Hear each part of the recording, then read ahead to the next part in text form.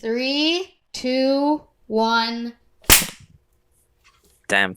Nice. Okay, that was a very hard clap. I hurt my Yeah, hands. it will sync somewhere. In there is. It will sync There is somewhere. I'm sorry, synchronicity. Carlos. R.I.P. We're a bit rusty. It's been a year. No, come on, Mischa. This is your second one. Shh. They don't know this. Kush, this episode is coming out before the episode. Shush. Wait, you just said Stop it's okay. They won't spoiling the know. audience.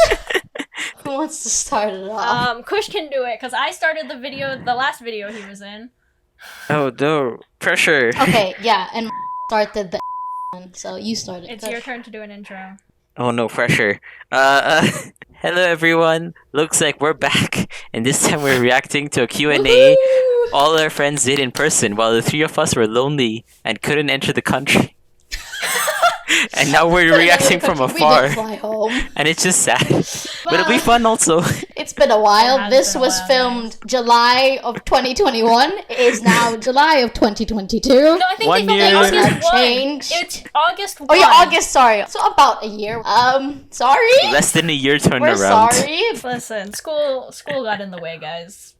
Now that the pandemic it still exists, but it has, life has sort of started to get back to normal. A lot of us started uni face-to-face, so a lot of the rest of the people who are in this video sort of flew to the States because that's where most of them studied. So we've all sort of had to pause this and, actually become students and get on with our lives. So yeah, we're back again, and we're gonna continue this Q&A video that we promised a year ago. Alright, guys. You ready for this? Let's go. Already? Okay. I hope It's so. gonna be Peak chaos. comedy. Oh no. That's a bad sign. Hello and welcome back to the Suburbs podcast. Yay! My name is Allie and I'm here today with the members of the Saberbs. Do you want to say hi, guys? Hi. Hello, hi. So bad.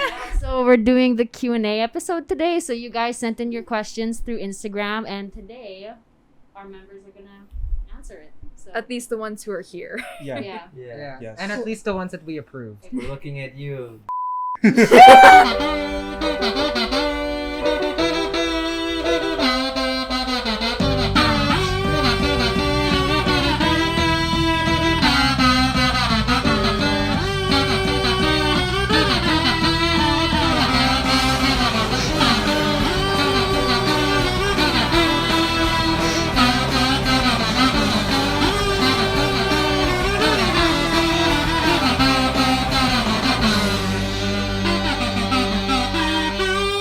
So the first question is, why did you start the Saberbs, or like what was the motivation for starting a podcast? Oh, well, we would always have these long conversations at 2 a.m. Yeah.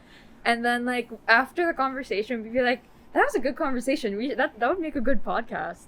And then but we would always joke about it. And then I think Kush was the one. Yes! Kush was the one who really pushed us to Yeah. okay, let's make a plan. Let's actually start making this a reality. Kush takes all the credit for starting the podcast, apparently. Wait. Forget if I was gonna say something. Everyone kept on talking about the podcast. I was like, let's just do it. Yeah, and then Then he disappeared for Getting 3 into months. it, he disappeared for months. He was busy. There was a reason. You knew Yeah, that I life wasn't got in the dead, way, but okay? he just decided to The disappear. joke I made was that he got eaten by bears. Hey, but my friends did a great job, and I'm proud of them. Oh, Aw. thank you. Okay. Except both of you. I'm Continuing. just kidding. Rude. Okay. Wow. Just kidding. Just Continuing the kidding. video because you It suck. also happened around the same time that WandaVision was ending. Yeah. So Yes, and that was also a big reason. You guys were just gonna make this long ass discussion on call anyway, and then at Yeah. some point one of you was just like, "Hey, let's make it a podcast." Yeah, and let's we- just film it. Because Yeah. And- after every WandaVision episode, we would all go on call and then just talk about just it talk about it for hours. for hours. Yeah. Because we would be like, oh my god, I wonder what's gonna happen next, and then so we were like, oh, this should be the first episode. Yeah. And yeah, then that's what happened. But it was also just the fact that it wasn't just WandaVision, but we me and Mischa, we talk about football for hours. That's why we started the football episodes. And then you had your music with Ferman, Yeah. that episode. I think it's just the fact that we have so much good topics to talk about, and at some point we were like, we want to share this with other people. It started out as a joke, and now it's this reality that we kind of enjoy doing. Yeah, now we're YouTubers. We're content creators. Oh like, my you God. follow us on it? No. Yeah. Stop right now. At the Saberbs. Follow us on Instagram. Oh no. That's not even your camera. That's like the At master the Saberbs. Follow us on Instagram. Oh We're my so God. professional. Okay. We know our angles. Yes. Oh yeah, I forgot there was angles in this video. They used angles. I know, guys. we are so We're so professional, guys. Anyway, Okay, yeah. next question. Okay. Yeah. What inspired you guys to get into content creating in general? God, was that really how the question was asked? Yeah. I hate that content Why? creating. We're Content content creators. So We're gross. content creators. I mean, like, all of us are in, like, to different versions of the arts. Yeah. Like, some of us are like, visual artists. Some of us are actors. God. Okay. Just sorry. Some of us are actors. Some of us, like, working in theater or in, animation and I don't know. Film. Yes. And not just the four of us that are here, but like the our three other members who are Yeah. who are not in the Philippines right now. Except me. Hey, you creating stuff on... Hey, you creating games is art, dude. You're creating something. That is true. They're all also into the arts, and so this was kind of like, I don't know, natural step in a way. Yeah. And So- YouTube, Instagram, that's really the platforms where most people start. Yeah. And I mean, I'm something of a scientist myself. because like I had my own art account, At which is Carl like Court. at Carl Court, which is like has been dead for like A very long time. you literally just responded to the comment that I posted when you said "be right back" like Yeah. 9 No. months ago. Was it 9 months ago? Or something like that. Bro. It was last year. It's a whole ass baby, dude. What the? Not Carlos plugging himself. He's active again, though. He's He is, active he on is. Carl Quart. I've Commission him. Commission him. So for Christmas, Talia asked for a commission. He only finished it like in the last week, but it's of all of us in the group. It is Yeah. so Insert amazing. photo It's like here. It's so it is- beautiful. And then it's like all of our like Cutest inside thing. jokes, and I then it has love our it. dogs too. Like And those then of us that our have dogs, our pets. pets. It's so cute. Like, I genuinely was gonna cry looking at it. A, Yeah. because I miss everyone, but I was like, we will have our road trip Yeah. one day. If When you- it will happen, don't know. But I'm manifesting. Yeah, I'm if you It guys was so wanna, if you cute. guys He actually got want to a see it, it's on his dog. Instagram account. He got me with a toast sandwich, which is just a sandwich with two Oh, breads yes, and a bread in the background. middle. And then Sam's throwback to the low-key episode. Sam, that was so He fun. He told me it was supposed to be a normal hammer, but he thought it would be funnier with yeah. Mjolnir, and because it's very on It makes brand more for me. sense. Yeah, it's very on It's more brand, fun. Makes especially more for sense me with her to have the Loki kneecaps. horns. So, Yeah. all right, so continue. Yes, continue. Sorry, that was just a plug for Carlos. See, we love you. Go look at his art, guys. Wait, what? How did the question go? Like, how's the word? How do we get into content creation? Yeah. Oh, okay. Yeah. You wanna answer inspired you. Me? Yeah. Oh, I don't know. Just bored. You know. Yeah, quarantine. Yeah. Quarantine Yeah. was just really boring. And then I know, like, for me personally, it was like we watched another podcast made by students called Roommates. Was it a podcast? No, it wasn't a podcast. It wasn't. It was a YouTube channel. It's just a YouTube channel. Yeah. It felt like a podcast. It felt like a little bit. Yeah. Like a show. Shout out. Shout out. Shout out. That's his baby. Marcus' baby. And I was just like, oh, that sucks. Because no, I didn't mean roommate sucks. I just meant Thanks, man. God no, damn. I just meant like that sucks that we don't do it because like we have like a bunch of good ideas. Clearly, mythology episode. Clearly. I'm What is kidding. this? I'm kidding. What is this call out? Well, I mean, oh like, my. I want Sam to yell at me. Like, Rude. I mean, like, for me, like, shameless plug. I had a YouTube like. I mean, it's not the only one with their own YouTube. I also have my own YouTube channel that I actually post on. so- Yes! Slay Sam! Sam is her own content creating queen. We love that here at the Sam. I posted gaming videos, so Oh my I already I'm kind of gonna had a cry. foot in like YouTube content creation. When the idea came up to make a podcast, I was really open to it because it was something different. It wasn't gaming. I wasn't really keen on like making more gaming videos with other people, even though I did recently. But I was more keen on just making stuff that they also like.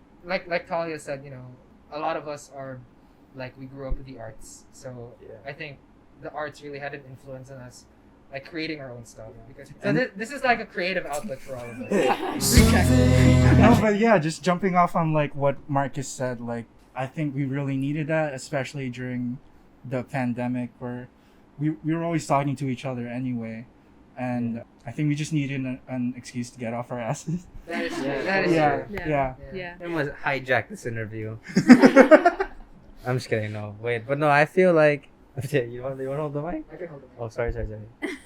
I felt like These two are literally about to make out, I'm not gonna lie. Brokeback Mountain. I wish I could quit.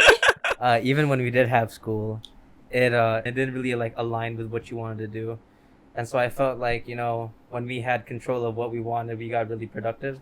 Yeah. Even if we're doing like the smaller things, like I know because Karlos does most of the heavy lifting here, but like Marcus here and me do our best to record and whatnot. So I it's a really good project, I think, for this Panera Bread. I mean, Yes. What's your favorite episode so far?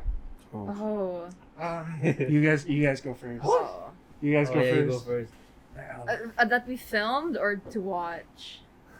Seinfeld. That's a season 3. I think we can technically do both. We can talk a little about one what we watch. TV shows and The one? No, like what's like our favorite? episode of the suburbs. Oh. So like we can do one that we filmed. We can talk about the favorite one that we filmed and the favorite one that we watched. Well, one of my favorites that was filmed was Falcon and the Winter Soldier. It was so chaotic. My Wi-Fi like died halfway through the and episode. she couldn't pick it up afterwards. So like, but that was that whole. It took us like 3 tries to film because there were so many technical difficulties. That was so chaotic. And it was a great episode. Yeah. I loved the energy, just like the energy in the space. I was about to say room. We were not in the same room. But just the energy in the space and like us just bouncing off each other. It was like a lot of the times like I forgot that we were filming.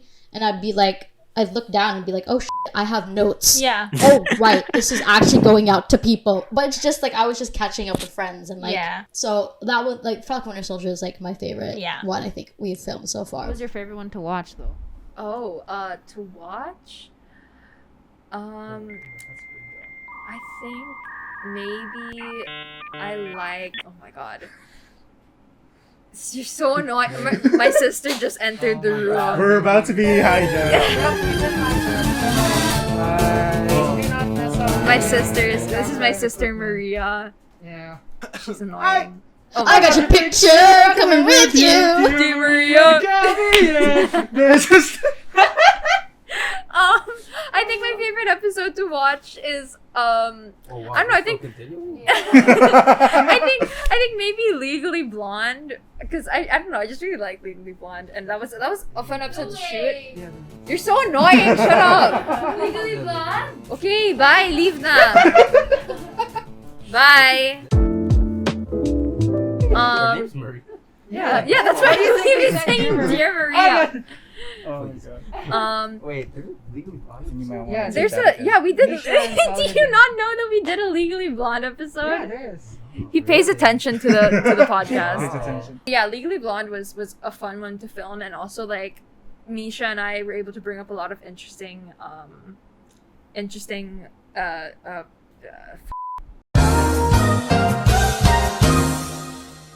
Mischa and I were able to bring up some interesting points about the musical, because the musical is very good, and I stand by it. My favorite one to watch is actually the Legally Blonde one, just because, like, at least for me, Mischa and Talia especially, like us 3 mostly, like musical theater is like a huge thing for us. The Legally Blonde episode was like the first of like the musical episodes, and it's also just a musical that I really, really love. And yeah, I wasn't in that episode, I just love that episode, and also like you and Talia's energy, great. I love that. Love it so much. Love the show, love the energy. That episode's great. I love it. It's very, very cute, very on theme, very pink. Yes, for theater kid energy was real. Karlos? I don't want to get too much into it, but I think like my favorites to watch were either the In the Heights one. Oh, I forgot about the Heights. Or Harmony House. That is because that was the shortest one. I really appreciated that. Anyways. Wait, fun to watch or fun to do? What was it? Both. Oh, was it both? Yeah. No, what about you guys? No, I have to say Harmony House. Oh my god. Because you're in it. Yeah. Well, I mean, fun to be with. Oh, I've only been in 2, right? Have I been in 2? Yeah. The Harmony House and Stardew. Stardew. Stardew was a fun. Oh. Okay, wait. Can I change my answer? Stardew made me laugh so hard. Yeah. And I watched it with a friend who is also a Stardew Valley veteran, and that those first few minutes when Marcus hit the tulips with a hoe, she actually like held her like it looked like she was like trying to clutch pearls because she was. Yeah, because she was like, oh god, like. What was her comments? She was like. Ferman, you're doing excellent. Karlos, you're doing excellent. Marcus, do better. Yeah. That's my favorite episode. I did take it back. Yeah. Yeah, but I think. Oh, sorry to interrupt you. Oh no, I was gonna say I like the Harmony House. It was really nice. Yeah, that's pretty much it. To be in or like to watch? I'll watch any of it. Maybe Stardew I liked watching, just because like the filming it was such a train wreck, Oh, absolutely. and it was fun seeing Carlos salvage that footage. That is true. Yeah, You tried here. he at the made it really Saberb. watchable, I would say. Yeah, he did. Yeah, because like It was a really funny episode. yeah, it was a really fun Yeah. episode. Yeah, Ah, but to it's- be in, I think. I think for Loki though, Loki one was fun just because I also learned a lot about I guess Loki. I don't know what else did I learn about film theory of like the female gaze, Marcus gaze, female gaze, and it was pretty interesting to hear Sam's perspective on that. My favorite episode to film, I would say the Loki episode just because, like, it was interesting to actually finally get to properly, like, talk to Ferman about, like, Marvel stuff. Ferman wasn't really someone that I had talked to, like, MCU stuff about. Like, it was always, like, Karlos or, like, Mischa or Talia because we were the ones who did the Falcon and Winter Soldier episode together, right? Like, Falcon and the Winter Soldier was chaotic, and I did enjoy that episode. But Loki, I think because of the conversation that I actually had with Ferman, and it's been, like, it was one of the few times we'd had, like, a proper conversation about, like, our interests and, like, what stuff intrigued us about, like, the show was, like, and hearing his perspective on something as someone, like, who wasn't, like, super, like, invested in Marvel compared to, like, me and the other people I talked to in the group. It was very, very nice. It was also just, like, fun being able to talk about one of my, like, favorite characters of all time. So, yeah. Yeah. I just love it. Cool.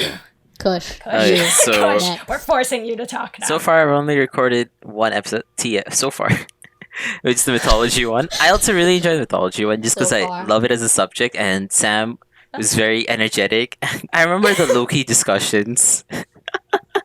You were also Yes. really upset about, I think, who was it? You were Zeus. upset about It's Zeus? Zeus. Yeah, you were I'm Zeus. upset about You were Zeus. like I'm always straight up a upset Zeus about hater. Yeah, you guys' rant in the mythology episode is quite a sight to see. Yeah. I had a lot of fun was doing fun. that. It was a lot of fun with Sam, and I really love the subject. I think favorite one to watch is WandaVision. First of all, it was the first one. And I remember I was so into WandaVision, and then we were all doing discussions, and this was also happening. OG. Back to our roots. The OG. Yeah. WandaVision was such a good show. It was the first of the MCU episode series, and back then we were all like, "Oh, what's gonna happen? What's the pattern? We don't know anything about WandaVision." Oh, still, it's one of the most unique shows we've had from the MCU. I love the fact that Mischa got fully ready for that one. Yeah. I got fully ready for the Loki episode. Okay, I commit. Yeah, Oh you yeah, did. Sam was ready. Oh, also we got fully ready for the Falcon Winter Soldier Yes, one as well. We all I- like dressed up as someone from the group. We were doing like cheap cosplays of all the characters. Yeah, or Of like course- the vibe. And of course, I chose the villain. Not even the villain of the show, just like Yeah. a villain character, because how on brand of me. Yeah, that was iconic. What about you, Marcus? I think my favorite one to film was definitely the Stardew episode, just because it was really fun to cause a disaster. Saber Valley is like so unintentionally funny. Like why? Like why is our let's play of Stardew Valley not funny? so funny. Like Stardew Valley is a very like chill game, but somehow we make it like they made it chaotic. Yeah, and like I'm like, you know what? Applaud to them. So yeah. My friend, the one who watched it with me, she Shout out. described it. Shout out Sophia.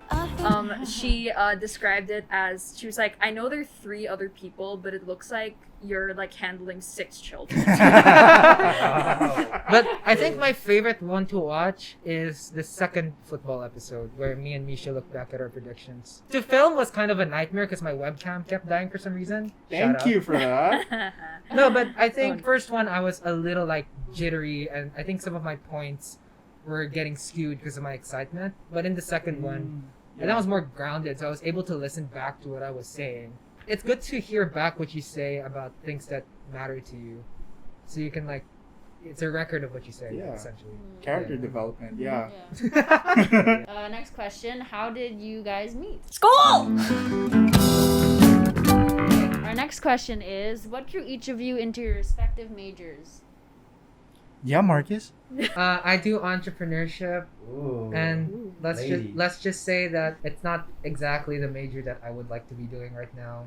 I'd like to be doing a theater major, which hopefully I can declare this year. Hopefully, I'm not sure. Well, time will tell. But yeah, no, my parents made me do a business major, so I was like, fine.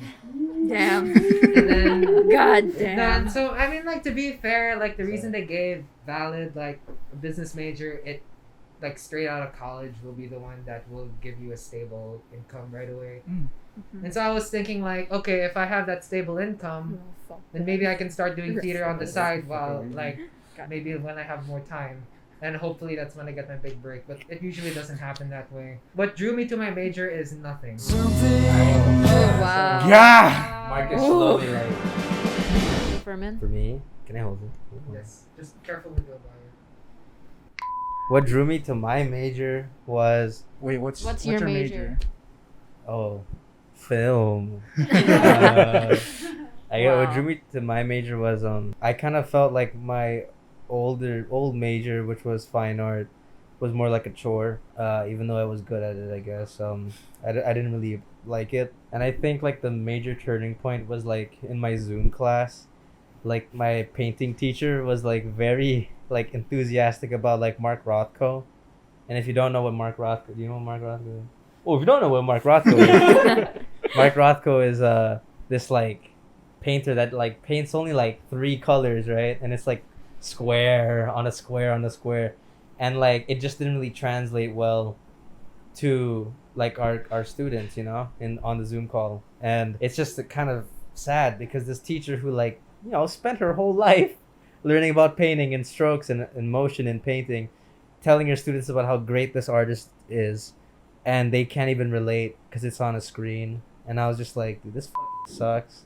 Like, how I'm gonna do this major that's super exclusive. Well, like any art, I think painting is also just like based on where you live, you know? Like, you can't really relate to like Edward Hopper the most if you didn't live in America at that time. When you're talking about like abstract expressionists like Mark Rothko to a bunch of Chinese students who can't speak English, they're just like, what the fuck? But then when they see like a film and it makes them, you know, they see the subtitles or they listen to it and they look at the visuals and they cry, it's like I feel like that conveys a better message of, you know, of what I want to do, which is just storytelling. So that's why I switched. All right. Nice. Well, my major is called sequential art, and well, hold on, fellas. It literally means just art in sequence. So like you can apply that to anything. Like my first connotation with it was comics, and that's kind of why I signed up for it. As I was thinking about it as a career, I didn't want to be like confined to comics. So like I felt like sequential art is it was really perfect for me because like I do like want to like branch out into like film and or maybe even like TV or like video games or whatever. I just want to be a storyteller, and I don't really want to be confined to just one medium. Like stories are stories, and it just, the medium is just another part of storytelling, and you can kind of pick and choose whichever one you want depending on the whatever you're trying to convey. And I don't want to just like settle with one for like the rest of my life. So like I feel like sequential art, it's like, I think it's like bare bones like storytelling. It's universal. So I think man, I was on a roll, but I forgot. Yeah, it's sequential art. It's cool. I like it. Yeah. So I am currently unemployed. I'm not currently a student anymore. I finished my degree. I'm a I was a music and musical theater student. What drew me to it ever since I was a kid, I was very much into music and theater and like movie musicals and stuff. I think, apparently according to my mom, I would watch The Sound of Music every day or like listen to like the CD recording of it, to the point where like I like broke our CD because of how many times I played it. I watched Glee at the same time it was on. Probably shouldn't have done that because Glee came out in 2009 and I was 8 and I watched that entire series while it was on. Do not question me. But like I always was surrounded by a performing like chance, and like when we went to middle school we had like a show every year. Same in high school, and I did choir, I did theater, so that was always something that like I found my niche in, because I was very shy as a kid, but like being on stage was like it was like nothing. It's like I changed completely. My confidence shut up. It was like I was a completely different being. Like I was someone different on stage, and for a long time like I didn't consider taking theater as a like major in college, just because I didn't really think it was like viable. Like I was very much like, I'll take mass comm or like something like that, because that seemed easier like as a career to choose, or like as a degree to have as like a backup instead of doing fully theater. But then as I did more research, and like I didn't want to go to a pure drama school because I could not handle that pressure and deal with that. And I also wanted like a proper uni experience. So my uni like is like a regular university, but like the arts is in we have a conservatoire in the uni, and I was like, music and musical theater I feel like it's a nice sounding degree. I've been a theater person all my life, and I've just been very, very much lucky that my parents always supported me in doing so yeah, that's why I chose my degree. Well, my major is production design and theater. Ooh. And I really enjoy theater, and something that I always appreciated about it was like how much detail can go into a set. And you know, when I would watch like shows, I always, you know, appreciated like, you know, the small things that were done to the environment just to, you know, enhance the experience. And so like, you know, I want to learn more about that. But you know, in the future I'd also like to go into film, because I don't know, I like both. I found both interesting. But now, yeah, I'm mostly focusing on theater. Yeah, that's pretty cool. I guess I'll go next. I'm studying theater tech and design, and I am focusing on stage management. Mostly because while we were in school, I was involved in the plays and stuff, mostly junior, senior year. Me and Talia were working backstage, and like, I guess because I was always there and I kind of was like taking notes and everything like that, I just sort of became a stage manager. Like I sort of just slipped into that naturally, and that's the role they gave me in the program. In the credits and stuff. And then when the high school play came around in junior year, I was actually in the show because we did Spam-A-Lot. I played a dead person. I played one of the monks that smacks himself in the face with a Bible. Oh. Spam-A-Lot was the one show I was in while I was in high school. And then for our senior year, for both the middle school play and the high school play, I was the production manager and the stage manager. So I was like both things sort of. It was really, really fun, and like with the way I know a lot of like the teachers talked to me about it and the other like students would talk to me about it, I knew that I was like good at it, because also like it involves a lot of like developing like trust and having a good relationship with people, and like knowing how to like manage emotions and manage like such a stressful environment, because theater is tough. Theater is stressful. There's a lot of emotions going around, right? I knew that I was good because also I think it was around the time of like senior year before the show was. I know a lot of the teachers were asking me if I was helping on the show instead of auditioning, and I was like, yeah, I mean, yeah, I guess. And I did end up stage managing, and we did Drowsy Chaperone, and that's probably my favorite show that I actually worked on. Stage management just feels very natural to me, and once I'm finally able to finally do it again in school, like in college now, I'm finally in the like whole role of stage managing again. I'm an assistant stage manager for the show currently at my school. I feel feel at home in that environment. It is stressful, it's tough, there's a lot going on, it's very physically exhausting and emotionally exhausting and mentally exhausting, but it just feels so comfortable to me to be in that environment, and so that's sort of what drew it to me. Yeah. And I'm also studying a minor in political science, because why the fuck not? It's been fun and it's been stressful, but it feels nice to be working on a show again, especially in the stage management position. Yeah. Like, I want to actually be involved in the rehearsal process, be involved in the show process, and like helping and all that stuff. And I am good at like people management and like emotional management. Most of my problem solving skills come with like, oh, something happened backstage. I like, this is what's happening at the moment. This is all the resources I have.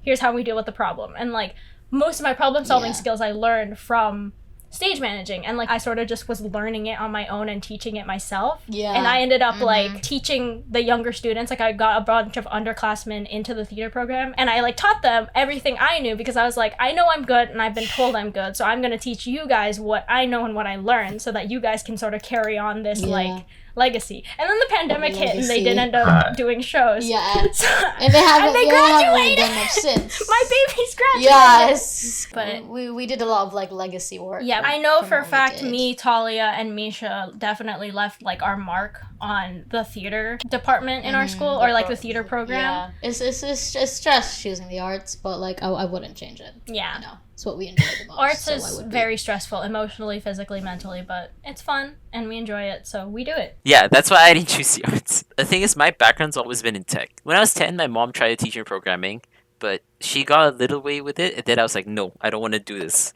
I don't like it. And on and off, I started learning programming by myself. By the time I got to 10th or 11th grade, I was pretty good at it.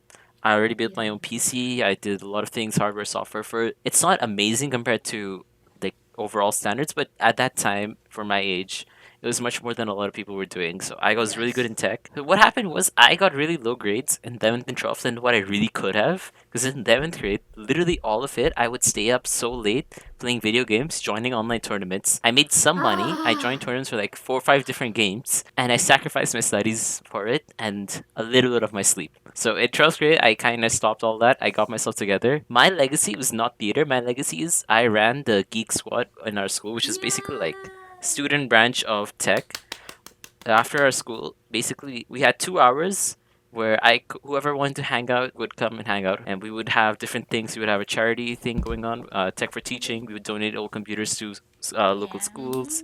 We had film fest, we had video game tournaments, and all these activities and everything I hosted. So I actually got in college for electrical engineering, which is most hardware, not software. Software, which I'm good at and I really like. And I actually got denied entry from CS. Anyway, so after I did 1 year of electrical engineering in college, I switched to CS, and now I'm in the top, I don't know, probably 10-20% easily. Yeah, grades not really been an issue, but yeah, I left my mark, and after that, I don't think any student has really pushed the whole student side of Tech for Teaching and all that. So I'm really sad about that, because I have no one to uphold my legacy. I think it's a bit difficult for like obviously like all the legacies we've left, because the pandemic just like shut them all down like really quickly. Like they didn't even Yeah, get to that the is full true. year. And then they were just like, well, bye-bye. My legacy has fallen apart. I actually it's upheld not the your legacy fault, of though. my It's not your seniors. fault. The first seniors who set this up, one of them did Film Fest and the other one did Tech for Teaching. These 2 big events, one a charity, one a school-wide competition. I did all that, and I added game tournaments, and I made it like a general hangout for everyone and made sure everyone was welcome. You're a good leader, don't worry. You are. Thank you. Yeah. But now I'm in CS and I'm chilling and having fun. So much. I don't even do work. Next question is, how is college for theater? I'm assuming this is more about the performance side of it. I'm more in the backstage side. Sadly, before the pandemic hit, I was only able to work on one production, and it was an original show. I can't remember the name. I can't remember the name of the show, but yeah, it was a Filipino show that was written by a student, and it was really cool, like being able to be in like the workshop and building the prop that I worked on was a dragon that was made out of yarn. Like we had to weave yarn on like this piping, and it was 3 pieces, and it was really cool, and I got back pain from it. Oh god. But other than that, I was able to do a couple of set designs. We were given a show to do, and then we had to like come up with our own designs for it, which was really cool. And you know, I think in more of like the practical aspect, like to see like, oh, if this, how can this work. It's really interesting to think about theater not from the performance side but from the execution side of it. Yeah. But yeah, let's ask Mischa how the Lol, I'm out. Yeah, my Okay, bye, Just- Kush.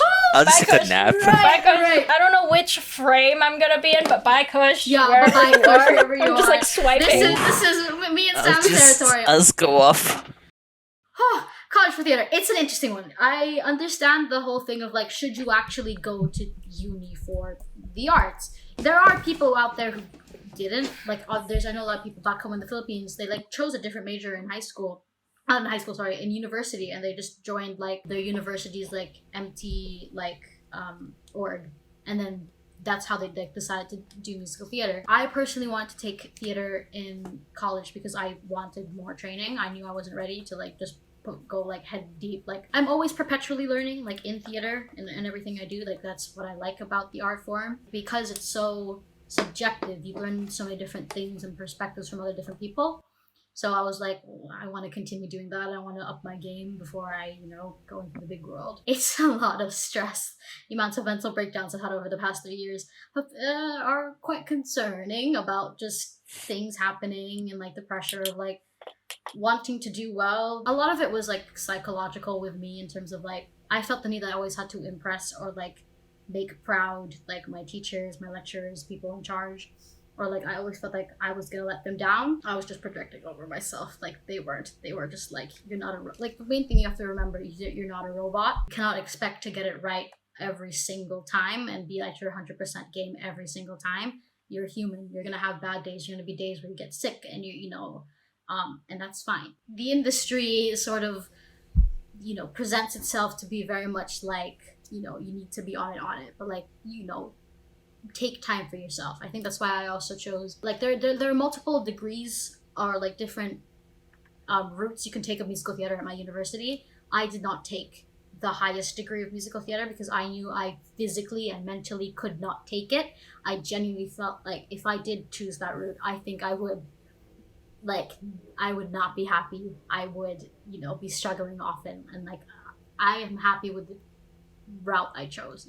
The best thing about it is that you meet so many different people, you get to see so many different perspectives and learning things. And obviously because I'm an international student, learning new things about the UK theater industry, and people learning from me about like how theater is back home and all of that. And you get super exciting opportunities of like at uni here you get a lot of like workshop material, UK premieres and stuff like that. That's really exciting. You get to work with incredible people. I've had a couple people from the West End be my my teachers, the show I recently did.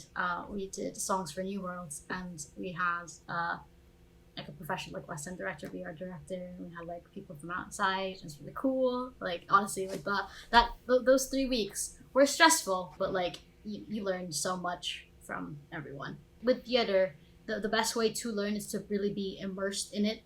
Like immersed with your peers and immersed with the people around you. That's how you best learn, I feel. So experience in like educational standpoint than like experience from professional. I feel like you need to start somewhere. You are allowed to fail. I mean, you're allowed to fail anyways, but like I feel like there's a more safety net to fail at university, and you have more like support. It's fine for you to like experiment and try. It is daunting. It really is. If people are thinking of like, oh, should I take the degree in theater or should I just like wing it? I always recommend the education part of it, because you will learn a lot more than you'd ever think than like going straight in head deep.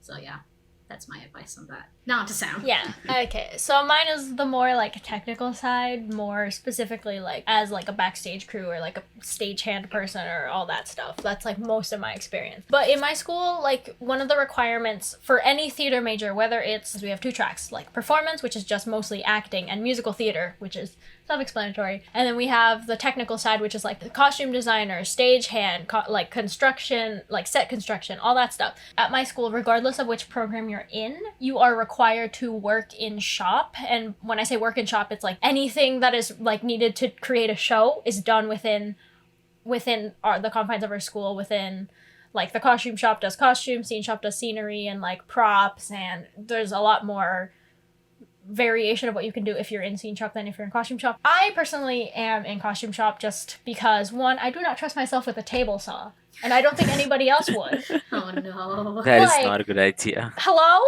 I'm exclusively in costume shop because, one, I'm like a small person and I feel like being in scene shop, I would actually get murdered. Or you would murder. Yeah, That too.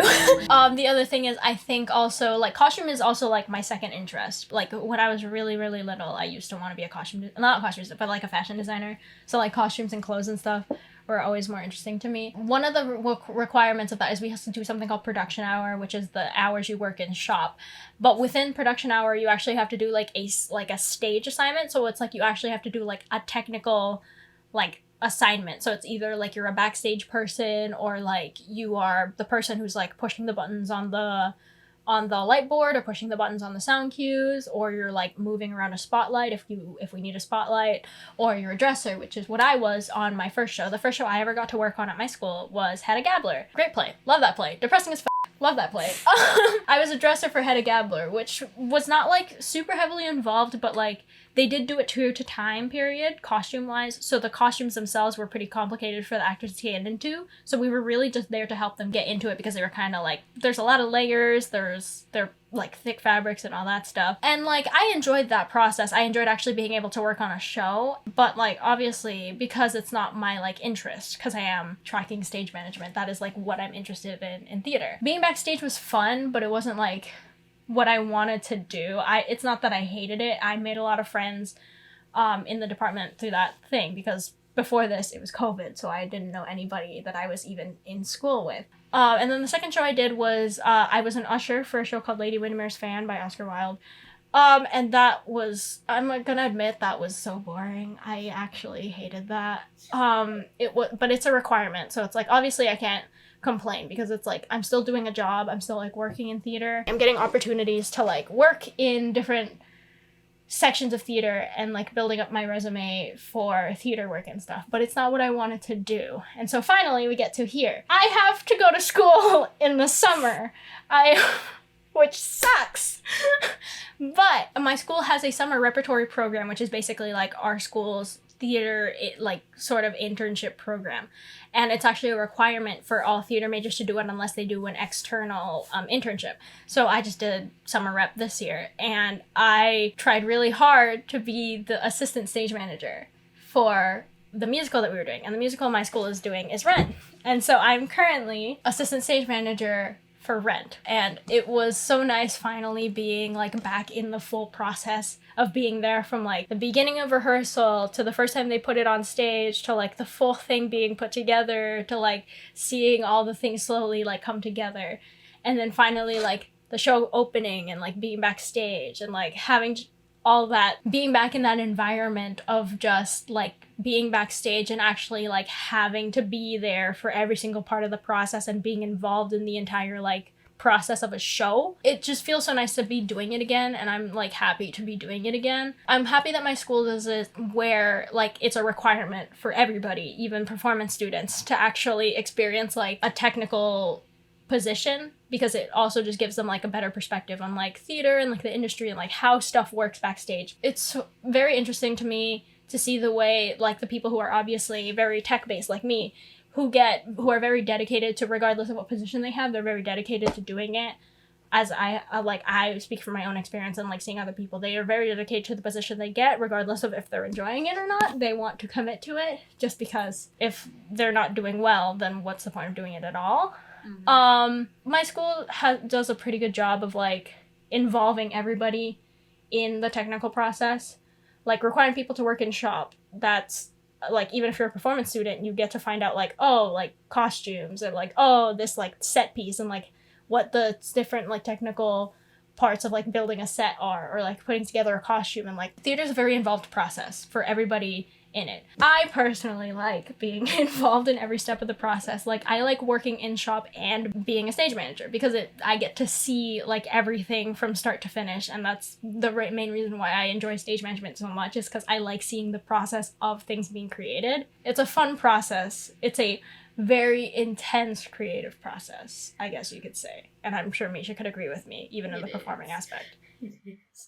But like everybody's doing it, everybody is playing the part that they need to play and doing what they need to do, and hopefully enjoying it. Yeah. So yeah, I'm just happy to finally have like to actually get opportunities to do backstage like work and stuff at my school, though I would rather be stage managing all the time. Obviously that's not like possible, because not every show needs like 3 ASMs. Like some things require more work or less crew than others. So that's it. That's all I gotta say. That was very long and drawn out and complicated. Yeah, but no, again, we can talk. You can tell we're the theater students because we can talk about it for bloody ages. But like, you know, we are very passionate about what we do. It is grueling. Like when we did songs, we had like 13-hour days.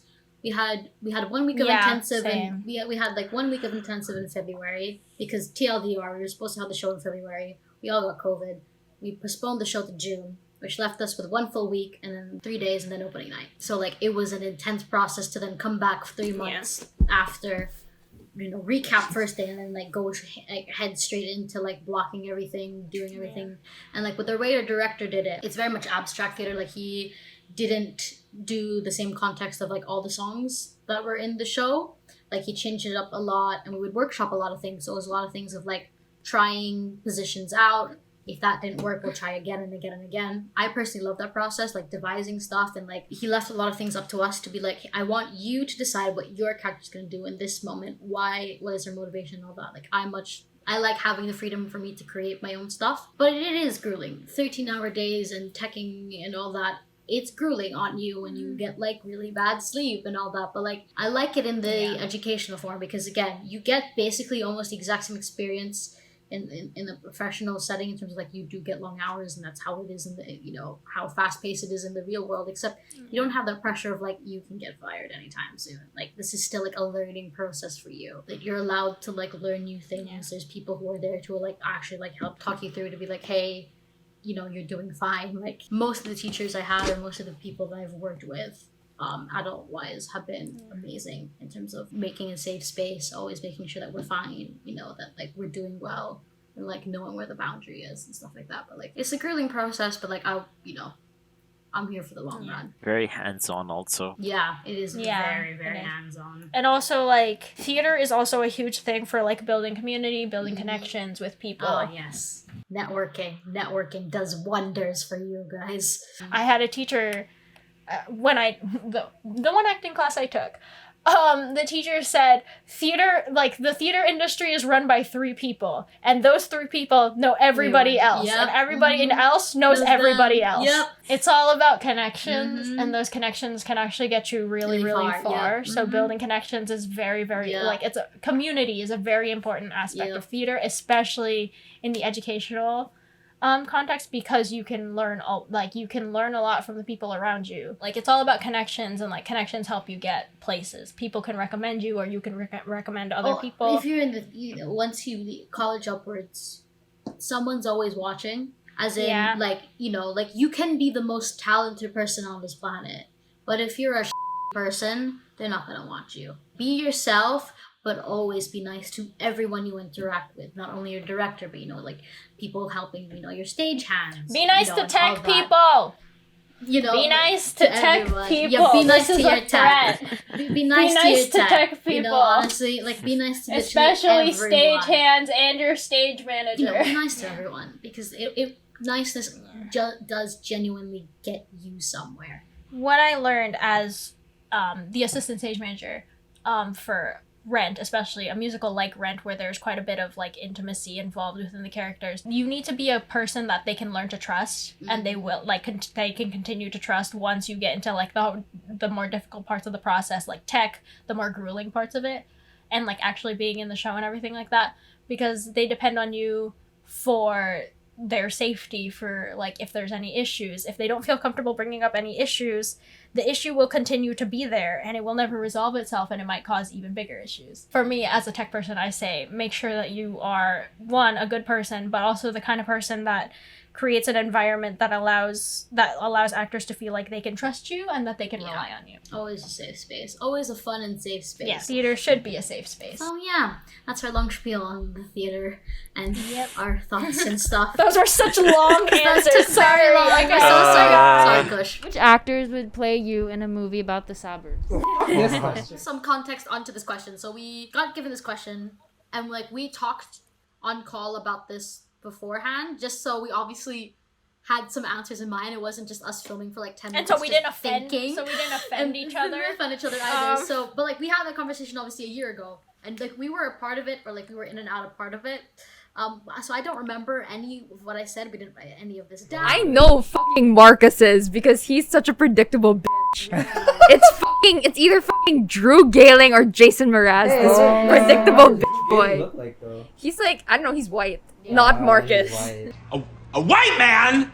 No! The only reason why he picked them is because they're in his favorite musical. God damn it, Marcus! Jesus Christ. So I think Nico Santos is good for you. Who's Nico Santos? He's the guy from, I don't know, Mischa suggested it. Let's just Wait, say I know Bruno that Mars. name. Bruno Mars, yeah. Bruno Mars. Bruno Mars. Alright, who are we gonna do for you?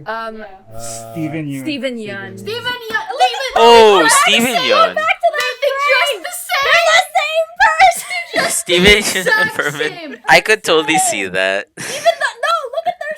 They're dressed the same. They're the same like skin tone. Same. Karlos uses this picture definitely on purpose. Oh, yeah, 100%. Make it so 100%. intentional. No, this one I think we all like agreed on this, that this was the 100% for Firm was Steven Yeun. Like that was like a no brainer. Or what did you say, Allie? Oh, do you know Ben from the Umbrella Academy? Oh. Yes! Oh, Yeah. I can see it. I can see this one. Oh my god. We all have the same reactions as they do in the show. I have a brain, so those two people, yeah. Kush would be Of course. No, if you asked me this right now, I would have said him like 5 minutes ago before seeing this. Honestly, though. No, honestly, but they have I the same feel like brand of yeah, humor, honestly. they have the same humor, and I think Kumail Nanjiani could do Kush. Like he could do an excellent Kush. He just has to make a bunch of jokes. Oh, come on. I am being attacked. Yeah, he just has to confuse people. He has to make a toast sandwich and then he's Kush. I just want to know if people put salt on their toast. I just want to know if those people exist, because I think they do, and no one else believes me. God, In this entire friend group, Who I've the considered. heck puts just salt on their toast? It's not even like fairy bread, but you put sugar It's in it. toast. No. I did that yesterday night. But no. It's just toast and a freaking salt. Kumail Nanjiani, I think he could do it. His performance Kenobi and how he does humor and how he does more serious stuff, like I think he could work. Yeah, he can do you, Kush. Kush is like ripped now. Yeah. So like, Kush works out, fellas. It's like just the depiction of Kush in the movies, and then he takes off his shirt and it's just Kumail Nanjiani's ass. Come on! No! Not that picture! Mischa is Eva Noblezada. Yeah. The resemblance is uncanny. I made a Literally the haircut. It's the same haircut. My hair doesn't look the same right now. I obviously dyed it. But like me and Eva Noblezada look the exact same. We do. Like when I got my bangs in 2020. Everyone was just like, I was like, my Eurydice campaign, it starts now. By the way, to anybody who thinks of reviving Hadestown here in the UK, please put me up the audition. for No, Eurydice, but like you know that please, office please. meme, it's corporate needs. Yes, I think they put it in the video. I think they put it in the video. I think they did. At the start of the time we made our server, I posted a photo. We'll split it here. Damn. And Here. yeah, well, Down here. There. Up here. Oh my god. I love that. Proof that the Saberbs has one brain cell because I brought up the meme and then they start putting it everywhere. We put a photo where it's like a photo of Eva and a photo of Mischa, and they were like the same picture. We used to They're meme. literally Yeah, the same. they Yeah, have they're the literally office the stuff. same. they Yeah, have they the were, same like- haircut. It's Yeah. great. No, but it wasn't even the haircut. They looked like almost exactly the complete Not even same the outfit. haircut, just like their jeans. That is true. It's literally, they could be sisters. I Yeah. do get that compliment often at uni, so thank you, everyone. That's very much a compliment. Yeah. Oh, Sam? Well, I thought of someone, but I'm not sure if she's well known. She's this half Filipino actress, I think, named Charlotte Nicdao. She was on Mythic Who is Quest. this? I don't know. Oh, I have to watch it. Yeah. I- Watch it. I know. Watch Infinity Train. Trade off. God damn. It does give Oh wow, you that energy. gives It such does same kinda, energy as you. Like looking at her, it gives you energy. Yeah, you can feel the same energy. Like, I love her character on the show because she's like short, Short, that's it. small, but really, really angry. That's Oh, literally that is Sam. Sam. That is That's Sam. literally Sam. That is Sam. The are my ice cream sandwiches. Poppy. God damn it, Brad! I bought these with my own money! Poppy. When I find that son of a bitch, I am gonna end him! There. That is me. Oh my god, that is so you. They are Correct. Sam roasts here today. Yeah. Sam digs. Well, this To will be fair, manifest. she her to roasts be us here. off camera. Yeah, she does. This is retribution. And for Talia? Talia. Yeah, who would play me? Oh, you said. Oh yeah. Andy Samberg. God damn. Oh, he's God white. He's got range. You know. Range. He's got range. Yeah. You know. Yeah, technically, I could see Melissa Fumero playing you. Really? No, I don't see it. I don't see it either. Shut down. Christina Milioti. Oh, I love her. Yeah. Oh my God. Yeah. Yeah. She'd be a good choice too. Is that But the mother? Yeah, the mother. the mother, yeah. know? But damn, you watch TV pala. Marcus doesn't watch TV shows, by the way. He doesn't watch movies Yeah, either. Marcus doesn't watch.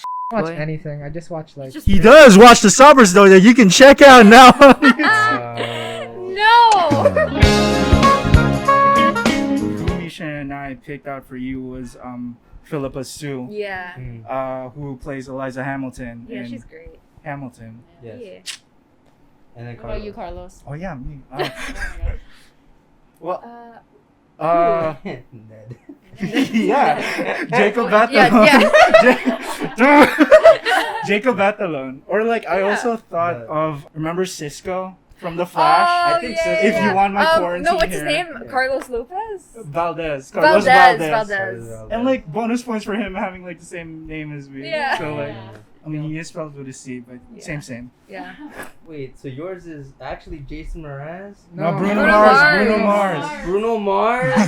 What about... We what get it, about- you sing! What about Daniel Padilla?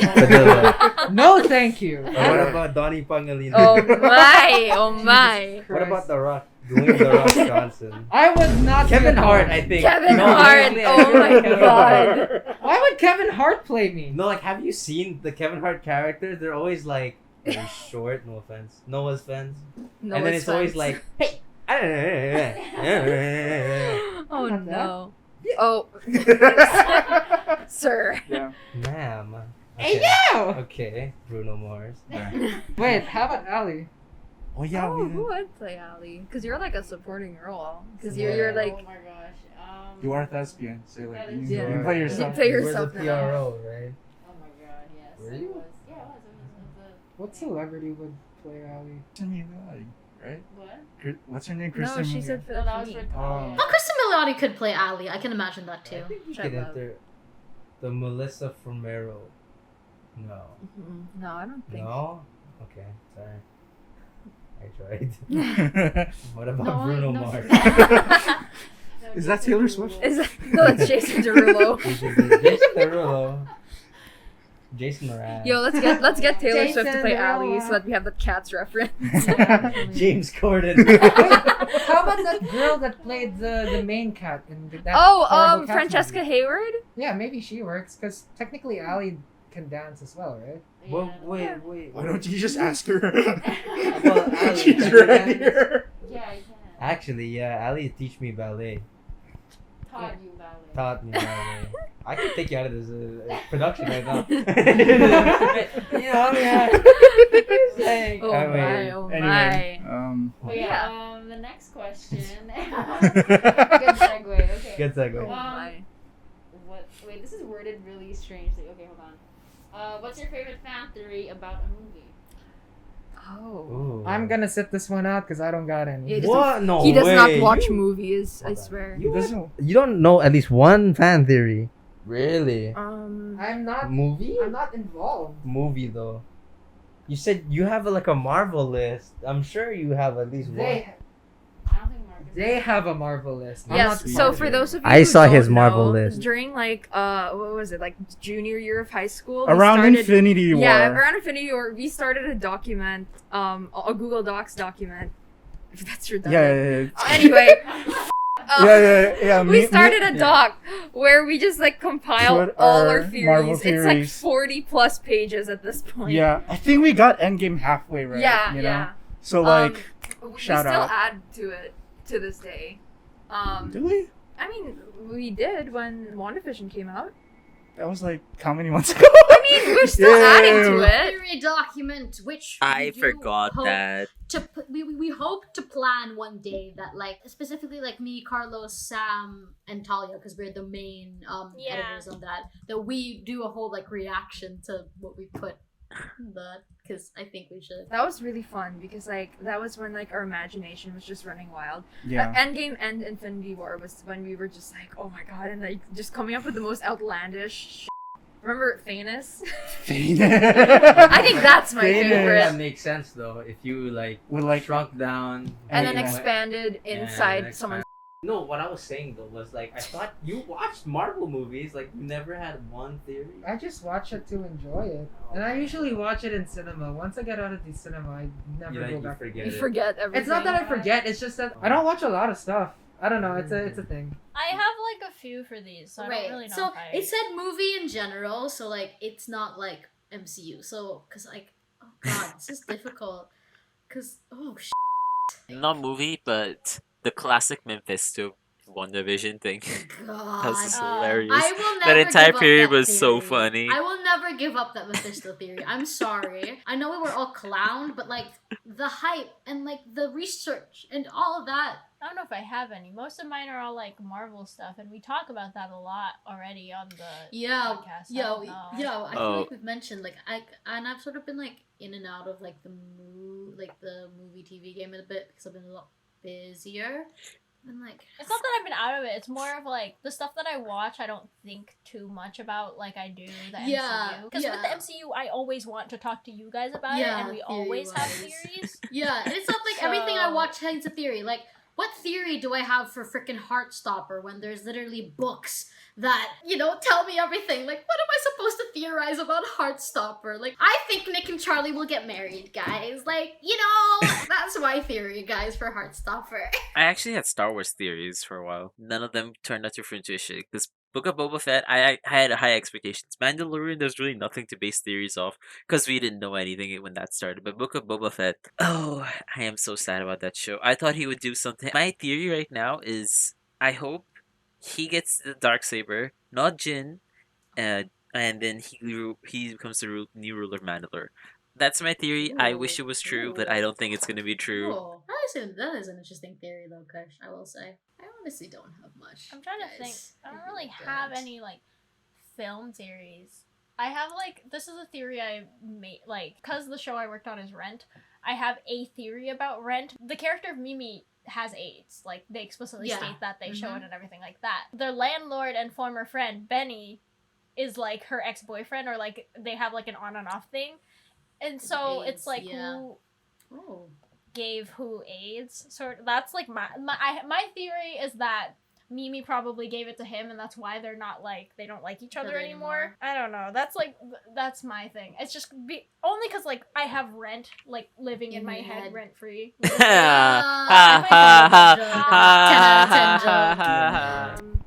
terms of film theory, I actually don't have a lot. Actually, I mean, like you know, like in Pulp Fiction where they open the thing. And it's like Marcellus Wallace's soul yeah. or something. Yeah. What does Marcellus Wallace look like? No, Ah, you watch film! Oh He could quote it. Oh I know my! that part in Pulp Fiction. What country are you from? Oh my god. Oh. But yeah, no, like I guess you could theorize about that. I feel like this answer might change for Ferman because obviously he's a film student and like has been head deep into film the past year. Interesting. But like, did you ever hear the theory about like, Charlie and the Chocolate Factory and do you know Snowpiercer by Bong Joon-ho? Oh, yeah. Like them being the same movie, like the same universe. Yeah. I think Yeah. I've heard of that theory. You're so gross. It's very gross. Is that the one on the train? Yeah.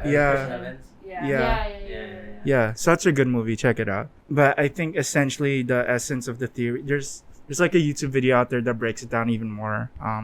We'll put a thing.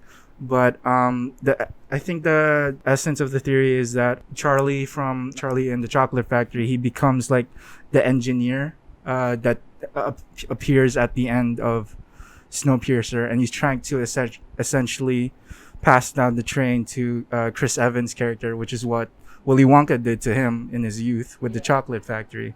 It's really crazy. It gets more in that, but that's a cool theory, I think. Another thing that I really liked theorizing about, this isn't a film, it's a web series, called The Walton Files, which it's not very long, it's a couple videos. I binged the entire thing like 2 nights ago, and it freaked me out. It was very scary.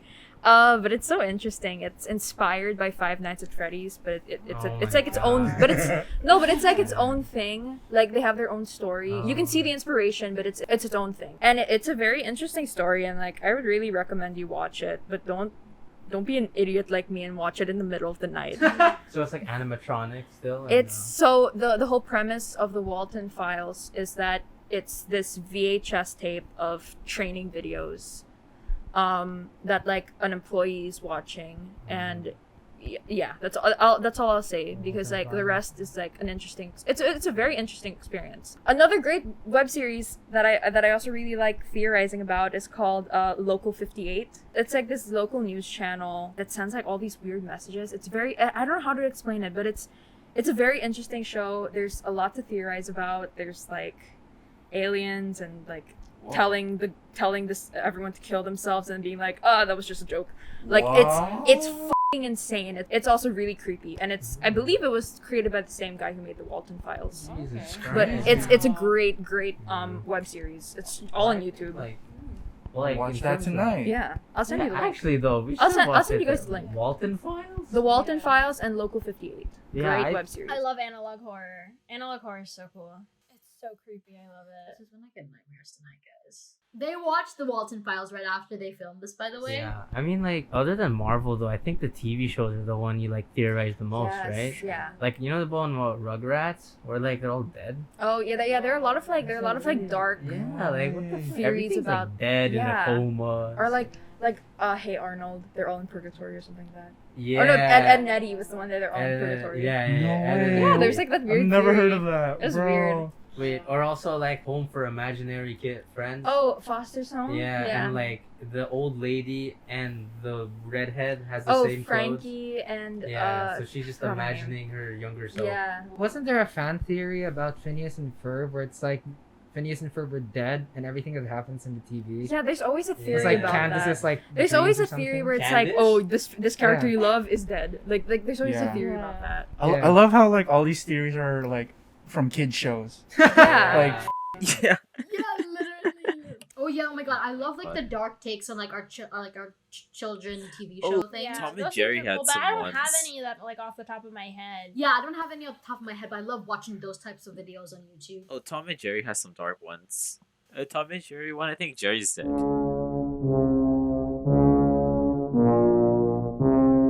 you check if that's working? Hi. Yeah, it's working. We're good. I'm so Mic test, mic test. annoying. Mr. Worldwide! Oh my God. Creeper. Oh man. #1 victory royale. Alright, Get down. alright. What is this? Like take 4? Take 4. Q&A, take 4. Yay. And we are back with the Saberbs for the Q&A episode. Our next question is, if you could pick one superhero to be your best friend, who would it be and why? I mean, Well, Needs no. Spider-Man. I thought Superman. No, but yeah, Spider-Man, because he's just cool. you know? Yeah, he's a cool guy. Yeah, and I literally look like Ned, so I have to say Spider-Man. Talia. I think, well, because it's one of my favorite comics, Spider-Gwen. Yeah, she's really cool. I really like her character, and I feel like even though she spends most of the comics being depressed, I feel like we could vibe. Being depressed together. Oh my god. Slay. Anyway, you guys. Ferman Marcus. I think Batman. I think, he and I would have a lot of common. You can just leech Yeah, off of leech him. off of him. I actually want to be like, I look. Would you be like his ward? Would you be like Robin? No, I low-key, I want to be like Alfred, though. Like, I think I'd want to be like an Alfred character, but like, I will be like the Tim Drake Robin, though. I think Tim Drake Robin is the best. Okay. Captain Marvel. I was thinking about it, but then I was like, for me, maybe Captain America. Oh. Yeah. I'm basing it off the movies. I didn't really read the comics. Hollywood score. I don't know. I just think he's cool. I would say Spider-Man, but then he's kind of our age. It's kind of like I want someone to be like I want a DILF. What? That is exactly what he wants. No, because Exactly. I just want someone who's seen it all and like can tell me stories. Oh. Who would be my best I mean, I know what mine is. Mine's two. Two people, but they go by the same name. No. Specifically, the comic book versions of Clint and Kate, Hawkeye. Because Ooh. vibes. They are my favorite characters, like, of Marvel comics. Specifically, the comic book versions of Clint and Kate, for me. I don't want to be friends with Loki. Come on. That would end badly. What did you expect? Especially with your best friend Yes. to be. I think I have time to like Flash. If I ask Bruce Wayne, the guy has a lot of problems, but if he's my best friend, he could give me so much money. My best friend. He can give you so I much feel like money. I don't think Bruce Wayne can be anybody's friend. Yeah, you get money, a place to crash. Either Bruce Wayne or Barry Allen for me. Barry Allen would be a very good best friend. He's such a cool guy, and he has cool powers. He's generally just a really, really good guy. He's always been the optimist. Oh, fun fact: there was this one comic book where everyone gets there's some extra power rings going around, and he gets the one about hope, which is one of the rarest things ever, and I love it. I love the fact that he gets hope one, and I think he's just a really nice guy. Nice. You know, I feel like just here's the thing. All my favorite superheroes, I don't think I actually could be best friends with them. Like I just don't think we'd vibe. But That I is think true. America Chavez could be like my best friend. Oh my god! I get She has a like cool one. really good vibes from America Chavez. Like I feel like I would get along with her. But like my thing is, it's like which version? Because obviously her Mm. characterization is very Very different, different. in Multiverse of Madness than it is Yeah, in the in comics. I love Comic America. Yeah. She's so sassy. I love I her. know. I very much vibe with her. Next question is, what is the one thing? Yeah, we paid her well for this one. Okay, what's one thing you would change about any film in the MCU or the MCU in general? Is it about the universe itself or like the MCU as like a movie? How about thing? the movies? I think they just mean like elements of the MCU. Because to have, I like, would specific change things. the rate that they are producing content at the moment. I think we are I in felt a that, yeah, content that's true. overload to That's the point true. where I'm like caring less about stuff that Marvel comes out with. I wasn't even that excited for Thor 4. I wasn't excited. I kind of forgot it was coming out, to be honest. Mine is mostly just characterization stuff, like the Mhm. way they characterize. Yeah, I feel like they're all connected to the point of because they are content overloading and like the time they've spent with some things have been like less. Like I was watching the documentary of the making of Doctor Strange. They were supposed to start shooting in March 2020 and then obviously that had to be postponed because of the pandemic. But the head writer, I think he only had 3 weeks to make a first draft and then they would start shooting. And then obviously it was pushed back. But then I was like, imagine if we didn't have the pandemic. He would have done like the first draft of that movie in 3 weeks and then start shooting. You know how Yeah. that movie was gonna be? Like even if you didn't like Doctor Yeah. Strange, but you know how bad the movie was gonna be if he only had 3 weeks to make a first draft? And he said after that, he was like, I Yeah. threw out my entire first draft. This is Almost rough. none of it I kept because he had extra time to really think about it. But that's how rushed everything felt. And I was like, I am not enjoying the MCU as much as I did like back when we were filming all of our podcast episodes because there's so much going on. I'm just like, well, where do I Yeah. put my focus? It's not that it's bad, but like it's not to the same degree or quality that I want it to be. Like it's like take your time with it. That's the one thing I changed about the MCU. Post Yeah. Endgame, there's like a clear difference in quality of content. Oh, 100%. Quality of content. Like with pre Endgame, I think the only real movie that like had a little bit of even gripe with was maybe I think Thor 3 was the only one where I felt like hey they made a little too many jokes and threw away too many parts of Thor's backstory that I felt were needed. But post Endgame, so many movies have been so much weaker. I think Doctor Strange, I think they could have done better. You can see where Wanda's going in WandaVision, but they could have spent some more time for it. It could have been better. Same for Thor 4. I think could have been much better if they gave some time to a lot of more key moments. I lost track of how many episodes series were coming out at this point. Yeah, It's hard no, to care about so much things. Yeah, my main thing is like also a lot of their characterization, like the characterization of America. I'm not saying she was bad. Like the expectation I had for the character to be similar to the comic book version, it might just be because the characters that I like just end up being the ones that get completely butchered Yeah, entirely. you have like bad luck with that. Because Kate, Clint, America, those are all characters I love in the comics, and they're entirely and completely different. I'm not saying it's like lazy or it's bad. It's just like some of the charm of those characters is like lost on me, that I can't like appreciate them the same way I appreciate their source material. Yeah. No matter how hard I look for it, I just can't find the same like love for that character in the MCU as I do in the comics. It's an unfortunate thing, but like obviously that's why there's such a like, if you talk to people who are very into the comics and very into the MCU also, they have very different answers for like their favorite comic book character versus their favorite MCU character. Yeah, it makes I gotta say, Miss Marvel, it's not like how it is comic wise, but for me, seeing a brown MCU, especially third world kid, someone who has family ties back home and outside. It's not India, but it's pretty damn close culturally enough that it felt so nice seeing that. But yeah, it's still, they're changing a lot of things, and that does not always go over so well.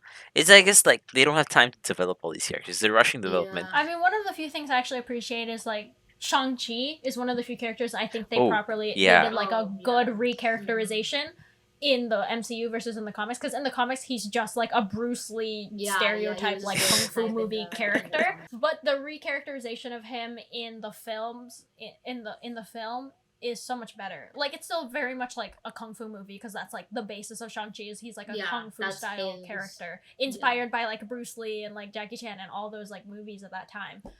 But like they actually gave him like an identity, and they didn't just make him like, oh, he's like the Chinese guy who kicks ass. Like Shang-Chi is one of the rare good examples of like complete recharacterization in the films that actually works, because he didn't have good characterization in the comics to begin with. So they sort of like fixed it. So yeah, with everything else, it's a bit messy. I'm not lie. I would have Thor, like the first two Thor movies, already have the same vibe as Ragnarok. The first two Thor movies are I mean, not like the word. Well, they consider the Dark World to be like Dark World is the worst. It's not the worst MCU movie. It's just the worst Thor movie. But it's the movie where Loki looks really, really good. Oh my god. To the I, to the M, to the B. Yeah, but that's why it's like you have good setup for two of the Infinity Stones, but you don't have a compelling story for it. We had Taika's way of making it like a la Ragnarok, where you're hooked to the end from start to end.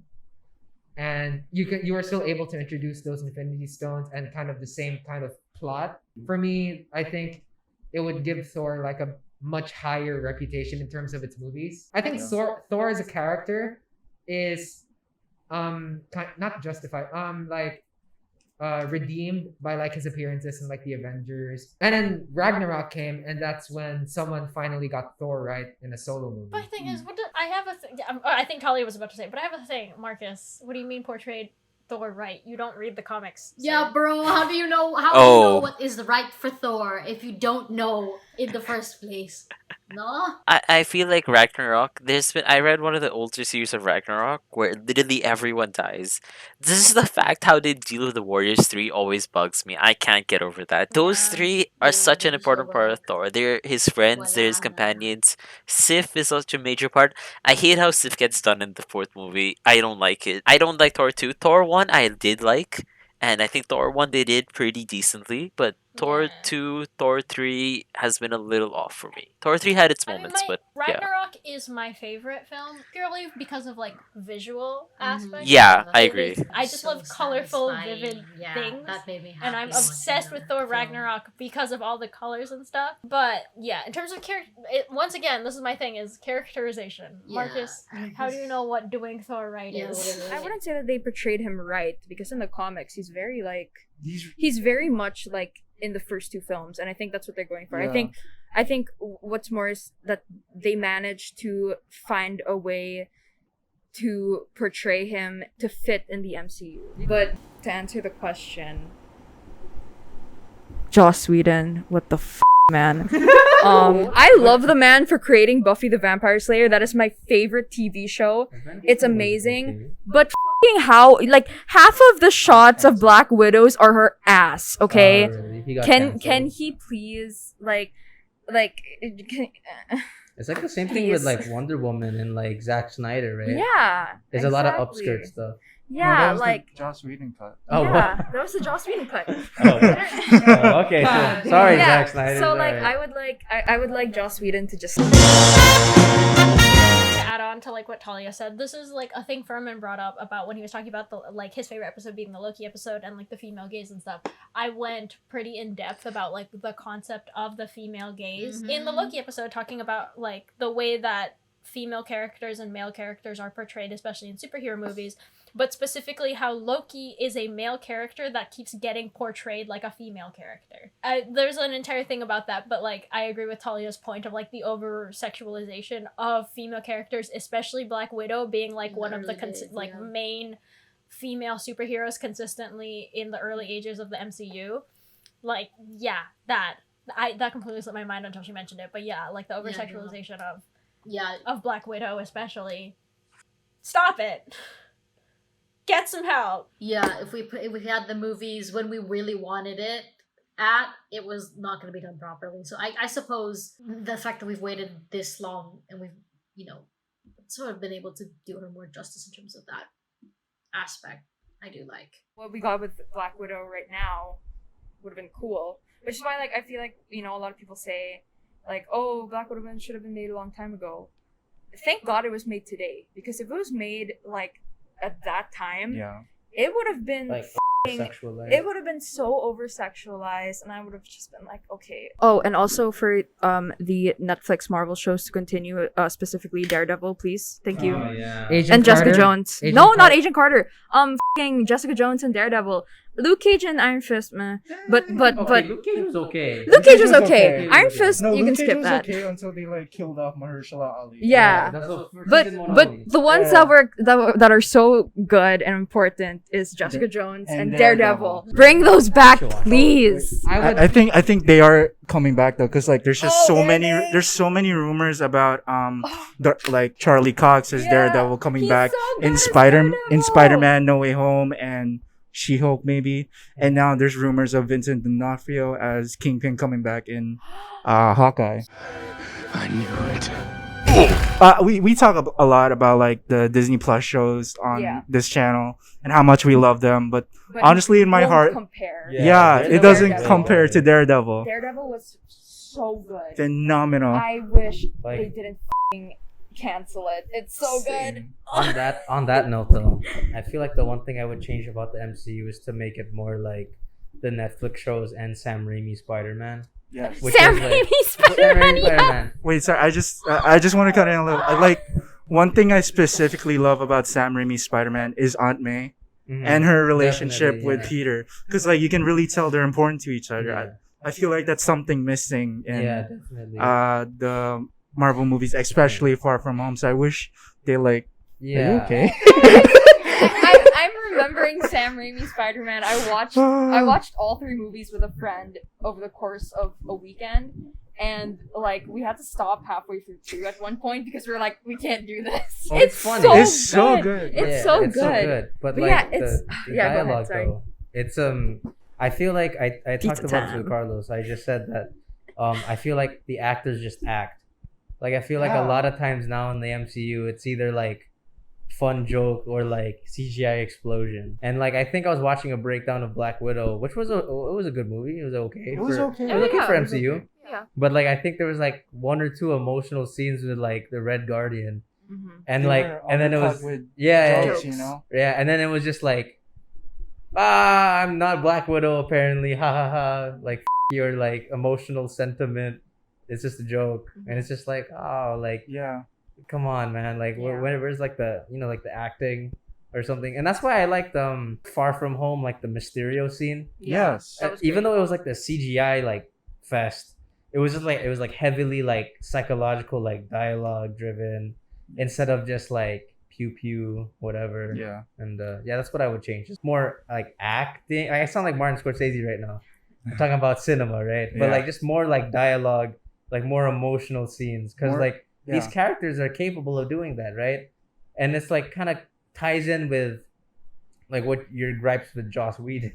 Yeah, it's because like Black Widow is a completely like complicated character, but then when you just put her down into just like sex appeal, like Aunt May in the new Spider-Man, technically, it's just sex appeal, but it's like a huge like incremental part of like Peter Parker, but they just push it aside for jokes or for sex appeal. It's like, I don't know. That's what I would change. I think to your point as well, I feel like if you're able to add those more emotional scenes and those more dialogue-driven scenes, that means that you have less time for action, which isn't necessarily a bad thing, because then you can stretch that story out to more movies. Imagine getting Mysterio for only like one movie, and like you got a character that I think was like pretty well written, but you kill him off in the same movie. If you're able to spread that out with more dialogue scenes and more like build up, then you can have maybe like Mysterio for another movie. Yeah, Sam Raimi's Spider-Man. Exactly. That was like the Hobgoblin, right? That was like 3 movies. Yeah. Basically. Yeah. Willem- but Willem then Dafoe's- they undercut him In the like third, when he was Yeah. actually the Goblin. Yeah. Willem Dafoe's Green Goblin is. We love him. I'm gonna say it. It's his magnum opus. It is. That is when Willem Dafoe dies. I hope his entire in memoriam is just scenes from Spider-Man. Bingo. Me. Your greatest creation. We are who we choose to be. Now choose! Back to formula. You know, I'm something of a scientist myself. So far, the only character that's like a villain through and through that's had more like reasonable screen time in more than one movie, Thanos and Loki. Yeah, that was a common complaint with like the Yeah. earlier MCU Yeah. movies. They were like most of the villains were just one-offs and just like Because they were just like an obstacle. It's just like I'm gonna say Spider-Man PS4. Remember at that point where they like brought out the Sinister Six? If you kill off your characters or write them off after one movie, you won't have these groups like the Sinister Six in them. If you can build up to the Avengers, you can build up to the Sinister Six. Yeah, Mhm. I think that's what they're starting to do with like, what the is her name? Kang the Conqueror? Oh, that's no. Oh, with Val. Yeah, Val. Yeah. Julia Louis-Dreyfus. Yeah. Is that the one from Seinfeld? Yeah. Oh, okay. She's great. Yeah, I think they are starting to do that. So Yeah. like, I guess we'll see how it unfolds. Yeah. All right. Anyway. Yeah. Okay, next one is, which fictional world would you want to live in? Oh. Reach the Terabithia. Oh my god. I I'm don't know gonna which cry. one am I happy in. Damn. Oh no. Get the chance. I was happy. I was happy. I already know Ooh, mine. Sam, you go first. 'Cause I have to think about So, that. contrary to popular belief, not supernatural. Doctor Who. Oh. Because, like, it's basically just the normal world with, like, aliens. Can't believe I mentioned this yet. Super Sherlock is a very normal, like, it's just, like, a Yes. detective thing. Don't care about that. Would not be involved in his life at all as, like, a fictional character. Supernatural, I don't want to get murdered by a vampire. So, Doctor Who, I want to travel space and time. You know what? That's very smart. I'm trying to think. Oh my gosh. I would obviously Me too, not I'm choose torn. any superhero thingy. I just think a lot of my like favorite TV shows are like so much intense action happen. Like I would never. Live. Actually, no, I have another one. I have a non-Tumblr girl answer for this. Oh, wow. Oh yes. What is it? Bridgerton, because Oh, like I just actually, I love would- aesthetically that world aesthetic, like the aesthetic of Yeah. that. It's not true to time, but it's so pretty, and it's just like portrays the Regency era, and it just seems like so. Just nice. that is a good shout. That is a very good shout. Oh God, that's a very good shout. Also, Bridgerton, I very like good. my comfort movie is 2005 Pride and Prejudice. So Bridgerton Oh. is like right up my. Pride alley. and Prejudice? Really? Um, I didn't know that. I'm trying to think. None of this DC and Marvel broke out. The amount of crime that goes on in New York in Marvel Yeah, is I'm insane. not living in any Yeah, no. of those places. I like took out all my superhero favorites. I took out Stranger Things. Even the comics. Why would you live in New York in the comics? Every bad thing happens there. There's no good reason to live. Star Wars, you could live, but there's like an evil empire every other I day. would not live in the Star Wars. I could get. I would not live in Star I Wars. could not live in the either. Star Wars universe. I'm sorry, I could not live in that. I think if you're an average citizen in the Star Wars universe, you're not gonna be having a nice time. But if you're like decently rich, you can travel the universe, see things you've never seen before. The fact that everyone basically speaks similar language, and you don't need to account for atmospheric changes. That makes your Star Wars universe really good for exploring. And the whole fact about Jedi and the Force. I would want to be a Force-powered person in the Star Wars universe. Then that would be cool. If I was force powered Star Wars person. Is that your fictional world, Kush? Yeah, I would either want to be with the Force in Star Wars, or I could be a man. No, I don't want to be a death cult. Yeah, no, I want to be a Force person in Star Wars. That'll be the Okay. peak, and not during Empire era. I want to clarify. I want to be that during. There's so many conditions to Yeah, custom there's so many conditions. What the hell, Kush? I don't want. I- Okay. Star Wars has a lot of bad praise. Okay, if I choose. Okay, Kush, just Okay. choose. Just pick. I got this. Legend Star Wars universe. After Return of the Jedi and a Force user who joins Luke's new Jedi Academy. There we go. I think that's all. Okay. Jesus Christ. I You made an would love- entire fanfiction, Yeah, like, this is- self-insert character. Insert, we will put down Sorry. Kush's AO3 link to whatever this fanfic is down below. Read Kush's fanfiction down below. Yeah. I thought a lot and hard Yes, about you it. have. I have chosen. I would like to live in Genovia. Thank you very much. Oh wow, God! that is That's a something better else. answer than I mine. love to live in Anne Genovia. Hathaway was so good in that movie. Right, I'm sorry, guys. Princess Diaries both 1 and 2 pivotal in my Yeah. upbringing. Right, I would love to live in Genovia. Yeah. That is where Princess Diaries were Yeah, amazing. No, I get that. This is gonna sound weird for me. Don't But the say that file. Oh, okay. I thought you were gonna be like the. It's gonna be like waitress. Oh, really? No. I was gonna say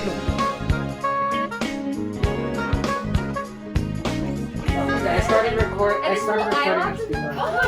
No, I think it was Sky High. Oh my Yeah. It's like Oh my X-Men God. without the racism, Yes. you know? Without the racism and like less problems. Yeah. Yeah. No, oh my god, okay. Carlos was just talking about Sky High also. That's recently. probably why he was talking about it, because he was editing he watched this, it again. but about Sky High, I went with I did a matching costume for Halloween. Insert photo somewhere. I went as Layla, and my boyfriend was Warren P. Oh, we love I fucking that. love that. We love it. We all have War it, and we will. Peace. War and War, Peace, yeah. dude. War and Peace. War and Peace. Dude, did you see that Are they all video? recording already? Nathan Zed? Like you talking about I think you like mentioned it though. Yeah. That's how I know about it. Yeah. Sky High's good. Alright, it's recording. Alright. Damn, I wanna answer that question. Alright. Okay, so this next question could be a bit controversial. Okay, who's the funniest? Me. Marcus. Marcus. What? Yeah, No because way. you try. So that's what's funny. Oh, Hard, and that's what him trying is what's funny, not the jokes. We just started. Oh my god. I'm sorry. I'm sorry. Okay. No. He's No, but he tries, and that's He what tries hard. matters. Okay. I would say that the funniest is Ferman. Yes. I actually think Ferman is the funniest. Yeah, I know, I agree. Ferman fucking cracks me up. He does. His humor is so like unpredictable. not unpredictable. Not just He is unpredictable. Earlier he texted He's Allie the- that he wanted to eat the GP in front of Ferman. I think it's because he's one thing that comes to it is he says it how he sees it in his mind, almost in a way. So yeah, it's I guess it's unanimous. Ferman's the king of comedy. But I think You know, yeah, the fun. Yeah, I think yeah, yeah. he's the funniest. king of comedy. What? Who would be the second funniest though? I What? think I would honestly say that you're the second funniest. Really? Because you are able to find humor, like in terms of the context of the podcast, you were able to find humor in like that's like not even funny. Like we didn't even intend it to be funny, Yeah. and like you put it in post and you find a way to make it funny. It's like that takes a certain amount of creativity. his editing is Yeah. His great. self-esteem is just right. Yeah. More. Thank you though. Thank you though. I appreciate Yeah. that. Carlos's humor is interesting. I don't know how to describe him. He does crack me up Yeah. often. No, I would say in the context of like the podcast, it's probably Carlos because he's our editor and he always takes bits. Oh yeah, no, and Carlos makes does have them to. funny. He is good Yeah, at he does editing. have to do that. Good job, Karlos. Proud of you. Pat.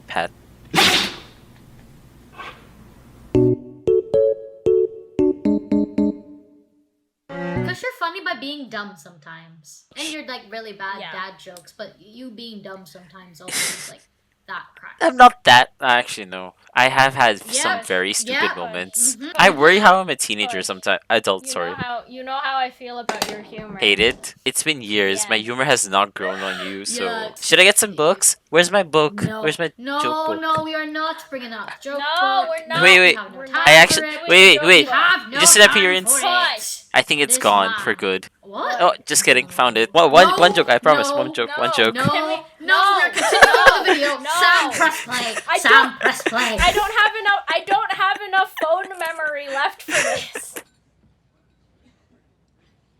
Next question. Okay. Hold on. Okay. Well, you are you okay? Yeah, I'm just confused with this. Oh my. Okay, no, but okay. Will you ever have any guests on the podcast? No, I don't think we will. No. I mean, like, you know, we have to. Just being like disappointed. Now we planned this bit like 30 minutes ago. Everybody here. As if Allie isn't one. She's definitely just like a being in Poor this. Allie. Like, here's the thing, because obviously she's in our friend group, so she's not like a guest, you know. She's just been in Yeah. the friend group who just like. Yeah, it I doesn't mean, feel like a want to guest know. with her. And she was involved in sort of like the conception of the Saberbs. Yeah. Like she was always there. Yeah. We share everything with her, like all our documents, Yeah, all our she just, files, yeah. everything. We've shared them with her. So she's never felt like a guest. She's always, again, in our friendship group, she's always been a part of our group. She's sort of like our what position would she have? I don't know. She's just like a coordinator. or Yeah, whatever. she's like our associate that we like, you know, ask advice for. Like, do you think this is nice? Yeah. To that question, like, seriously, I think we do want to have guests. We're open to it.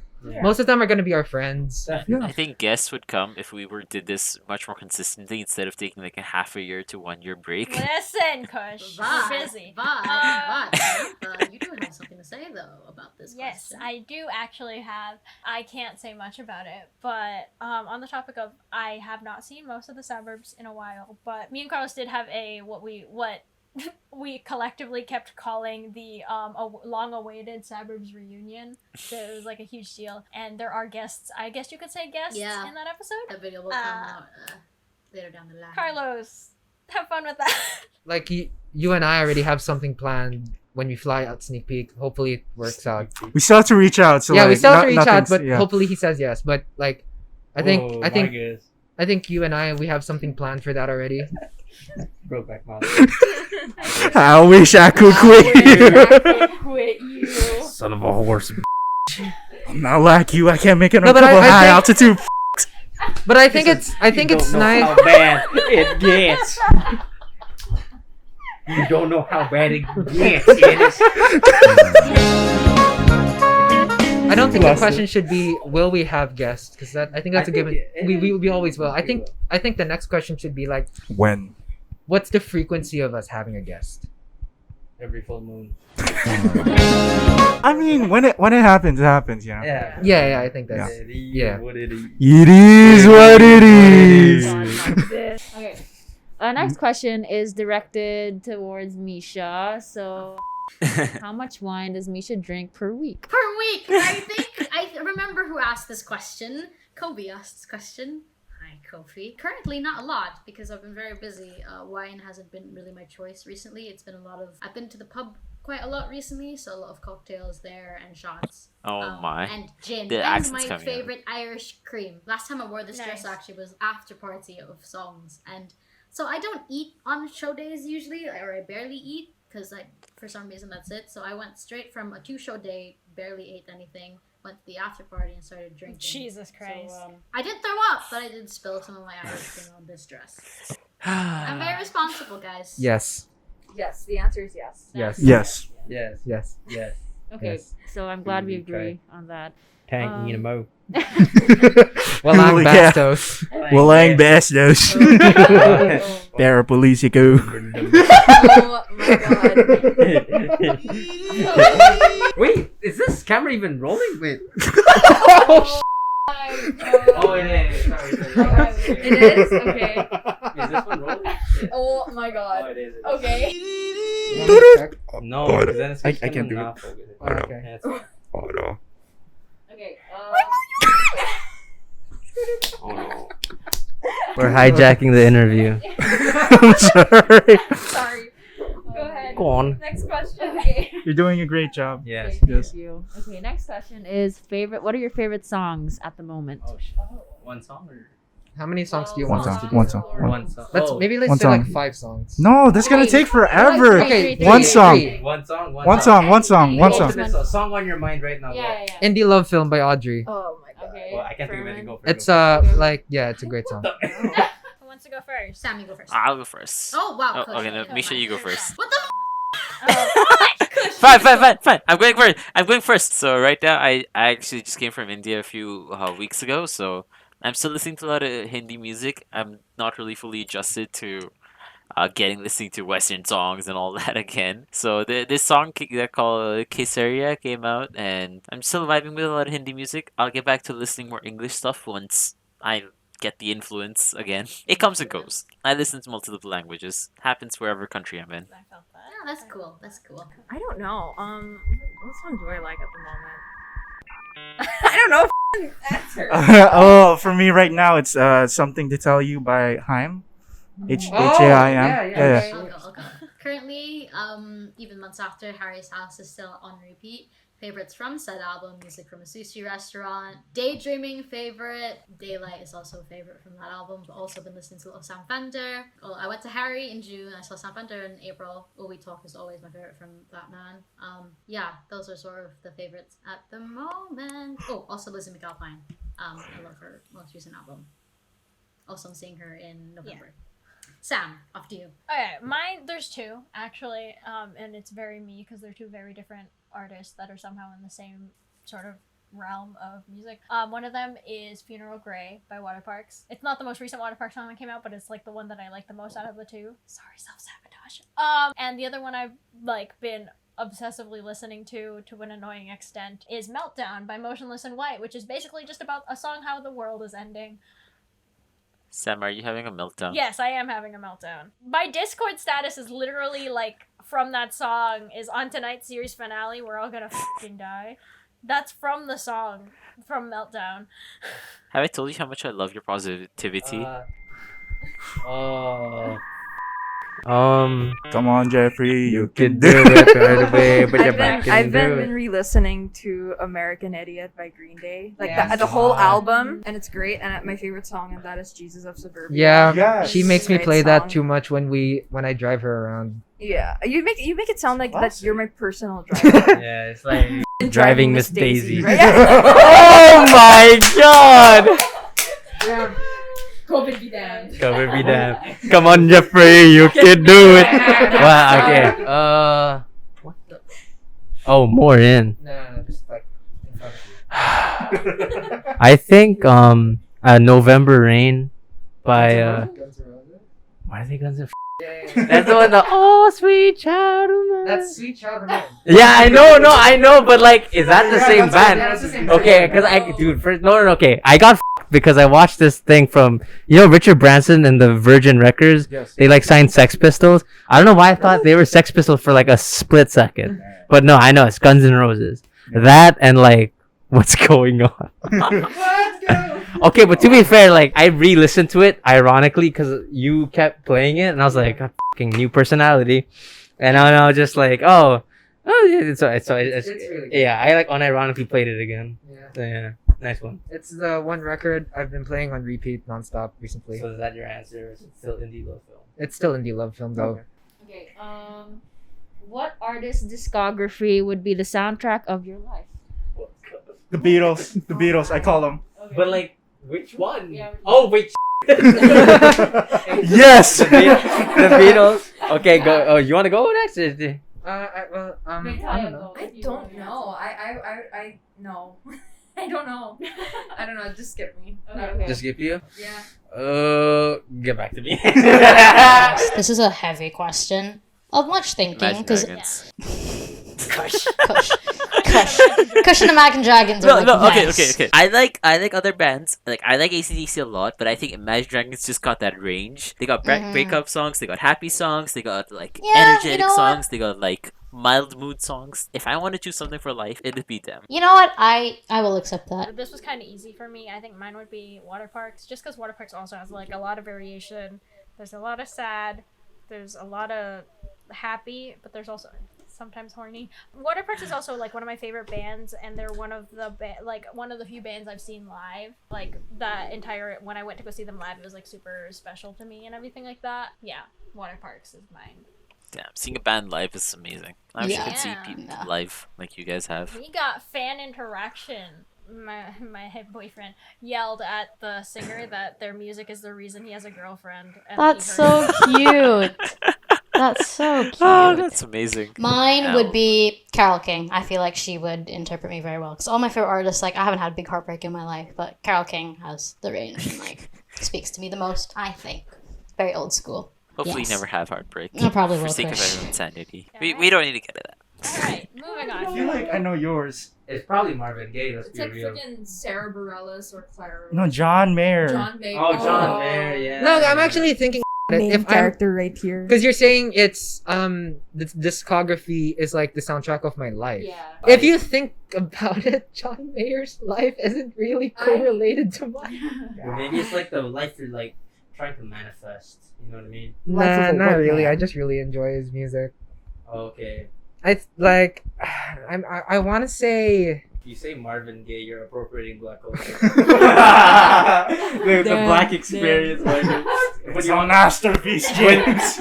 Complete, comprehensive. Marvin Gaye's what's going on, but then Jason Mraz plays you. You guys the whole rainbow. Bro! No, I think for me it's gonna be Snail Mail's discography. I think I'm in the point in my life where Lush is just I just relate to it a little too much. Yeah. Which is why I don't listen to it a lot. Just because I get all up in my feelings. But it's a good album. Shout out. The Smiths? The Smiths? Yeah, I would say the Smiths. Yeah, you love the Smiths? But yeah, no, I think the Smiths because it's just like a lot of like dread and like kind of melancholic life right now. Or rather like my whole life maybe is like in this like melancholy but not like bleh, but like riding that fine line, you know what I mean? Of like self-awareness, I would say. And also like angst somehow. What about you, Allie? This ain't my interview. Okay, Talia, what's yours? I'm gonna throw to you guys. What do you think the soundtrack of my Circle life it should back. be? Damn. Because I don't know. Let the comments The decide. I FNAF don't theme know. song.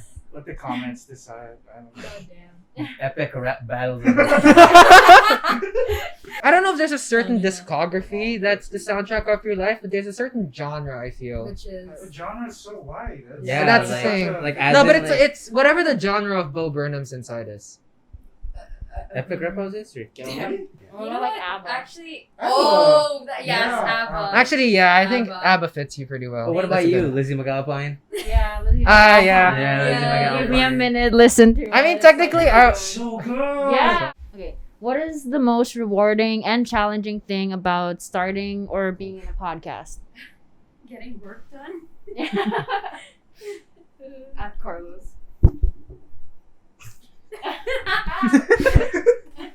No, what did you say? Getting work done. I would say that's the most rewarding thing. Rewarding and Well, also like- difficult. Yeah. Yeah. Yeah. I mean, I have a short answer for this. A lot of it is just like coordinating everything and making Oh sure my everything God. works. Because we always have a lot of technical issues because we are doing this through Discord. So that's the main thing for me. For me, it's time management. Making the time to record, be there at that time, coordinate with everyone else to have that time free. My life gets busy really, really fast sometimes, and I have a bad track of like sometimes forget to message back or forget to check this or forget to check that. So for me, I think it's just time management. Yeah, no, I agree. Time management and like the stress of like doing it is challenging, of course, like getting together and finding space and time to do so. But like, you know, I get to create something really proud of because I really like talking with you guys, and I think we do make some good points. Yeah, when once we speak. get going, it's really nice. Yeah. Yeah. Sometimes we go a little bit too far into. Sometimes. We get a little too lost in the sauce, but it's okay. Just like, seeing people enjoying the content that we're making.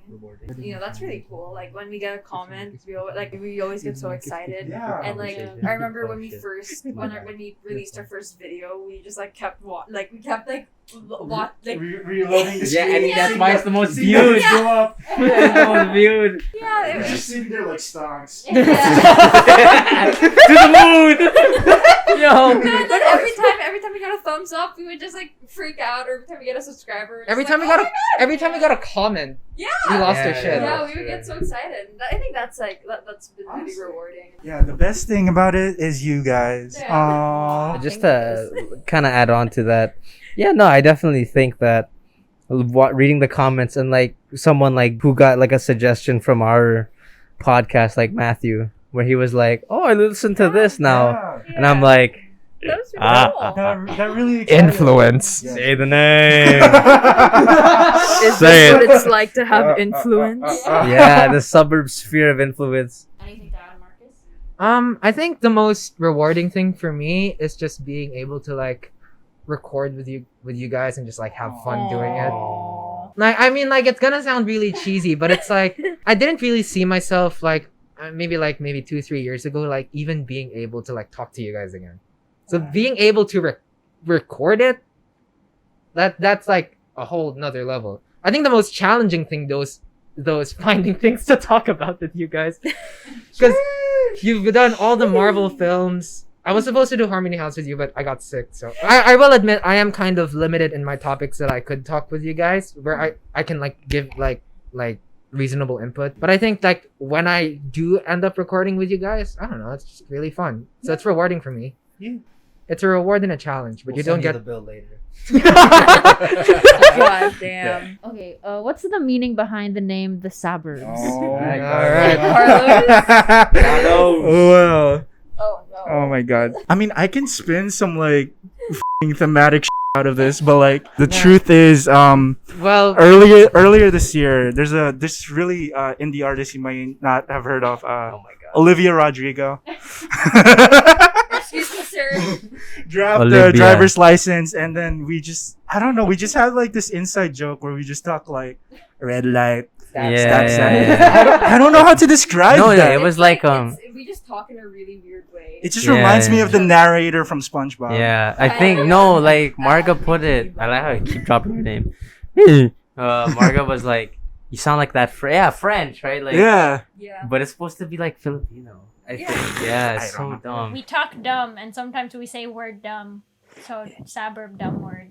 Yeah, that's honestly it. Like there's really nothing else to But it. yeah, no, it was like driving through the suburb.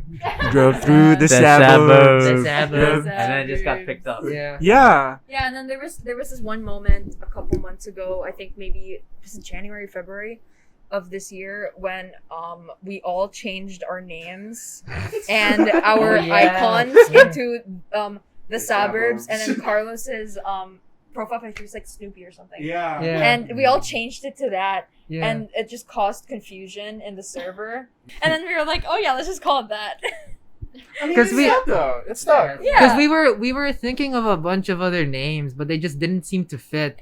And then at some point we kind of just gave up, and then he started just going. No, I think we like the suburbs. I think I think there's really a reason why or at least for me the suburbs as a name works, because like when I think of the suburbs, I think of like back to my childhood when like we gather around, just a bunch of us friends, we go to someone's house, we just have a conversation about like something we like all collectively. We all live in the suburbs, technically. Yeah. We all did or do. Yeah. Yeah. And the name kind of rides the line of like something like unique, but also like a joke that like relates to all of us. Yeah. It's not boring like Red Couch Podcast. You know what I mean? Yeah. No, but I Couch talks. No, because there was like one point during that time we were brainstorming for names. There was a point in time where we kind of stopped brainstorming for a bit, and then you started going red light, stop sign, and then like Mischa and you and I think Kush. I don't know if you were there as well, but then we were just like, why don't we just call it the Saberbs Podcast? Yeah, I think I was there as well. It kind of just stuck. And it like if you think about it, it's really like unique. It's us. Yeah, you know? It's us. I know all of us has like a random like my turn for the backstory, like Amazing Spider-Man thing. Like what the fuck? It was from a stupid song. Oh no, sorry. It was from a decent song. Stupid joke though. Yeah. But yeah. It's also like I don't know.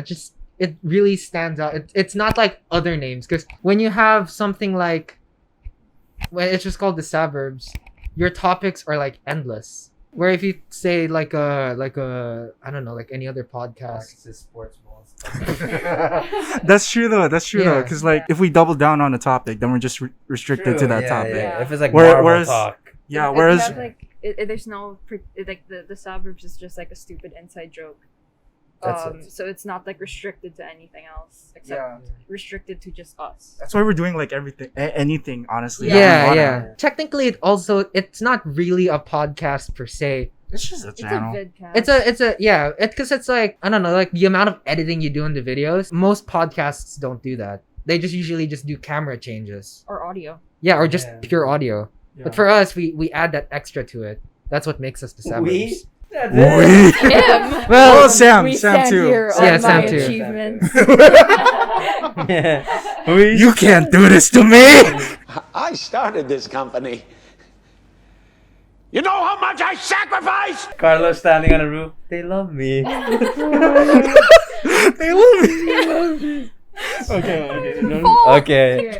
Please, next question, ma'am. Okay, this is actually our last question. So, what does the future of the Saberbs look like? Oh. Looks like a 1 year break. Here's But we're here's back. the thing. I personally don't know. Yeah, I don't either. We're gonna stop. Well, we do have school coming up, Yeah, we honestly. do. So like I'm not sure. Less frequent upload schedule. Yeah. yeah, Less frequent than I normal. think the big thing that's gonna happen is a lot of us are gonna be flying out to different parts of the world. Yes. So the time zone part is sorry. gonna be a bit I think Being left, guys. I think I'm the sorry. recording process I'm sorry, is gonna little be one. a bit less frequent. I think as long as we keep making time and enjoying it, we'll keep doing it. It's genuinely very nice way to hang out and still have fun and do something creative with our Yeah, time. I mean, I think we knew off the bat that this was not going to be like a proper consistent thing for us, especially because we're all doing this, like, we're independent, we're doing this on our own, we're doing it with each other, we're coordinating it ourselves, and we have school. Most of us are still in school. I don't think it's going to be consistent, but we are going to continue posting whenever we can and like making content whenever we can and just having fun with it for at least at this point in time. We are trying to figure out a way to be more consistent and make the process easier on all of us, especially on Karlos as the editor. I don't think there's going to be like any consistency anytime soon, but we are still having fun. We are still going to make content. We are still going to be like producing episodes and everything like that. It's just not going to be like a normal podcast where it's like, oh, like every Thursday tune into our YouTube channel to see a new video kind of thing. You know? Yeah, that we're So- a bit far away from that mentally and coordination logistically. Maybe it won't be posted as frequently as we were posting initially, but safe to say it's always going to be good content here in the Saberbs podcast, and we think that you should subscribe and hit that notification bell so you stay updated on our videos. Yes. Or we could just quit in 1 month and You know, just like- call it a day. You know, like we do have to get jobs. Yeah, we do That have is that true. job. But I mean, like, It's like No, just sit on that for a no, moment. your mom is just like, God damn it, Marcus, you need to pay the bills. And it's like, I'm talking to a camera, mom. You'll get this rent when you fix this damn door. so videos might come out less frequently, but videos will still be coming out.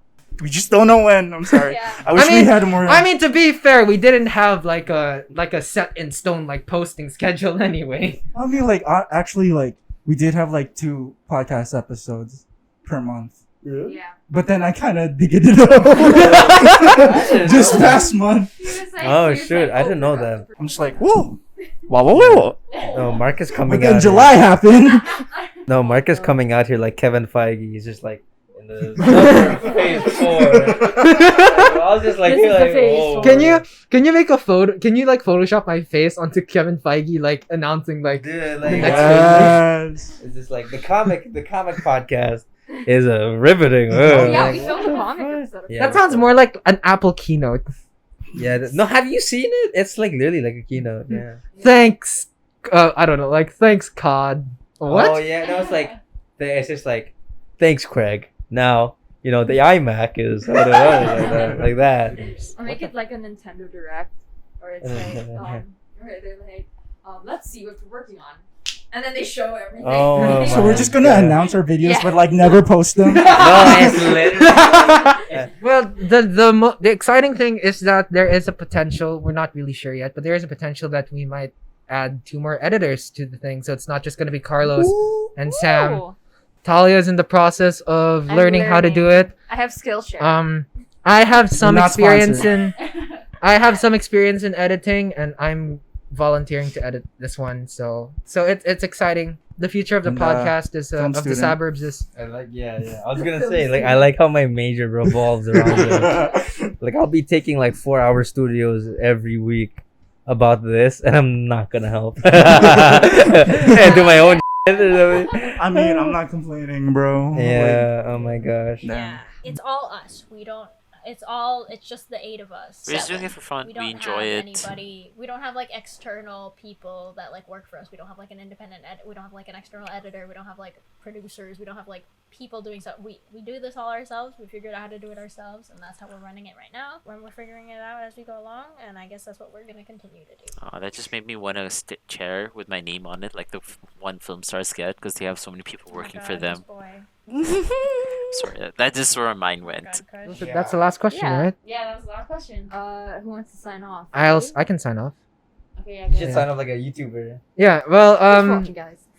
So, well, I mean, yeah. Thank you for watching this Q&A. We thank you again for submitting your questions onto our Instagram. You can follow us if you don't follow us at the Saberbs on Instagram. Thank you again for watching. Don't forget to subscribe to the channel, leave a like on the video, hit that notification that's not bell. What I was talking about. What? I was talking about like. So I mean, that was the end of the video. Signing off, give me your fist, but yeah, I meant like that, like kind of like a real Bro fist. Bro fist. like it's like what? Like a video. Thanks, guys.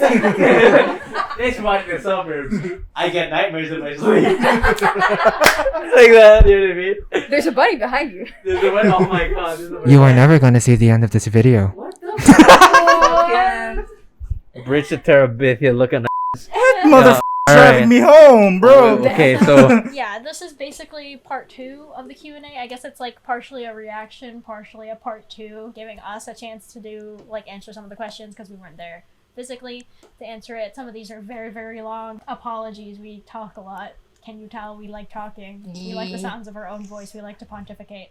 Thank you guys for watching. Thank you guys for submitting questions, even though this was like a year ago. And thank you for being patient with us, with all of our stuff, and continuing to support us despite how wishy-washy everything is with the direction of our channel.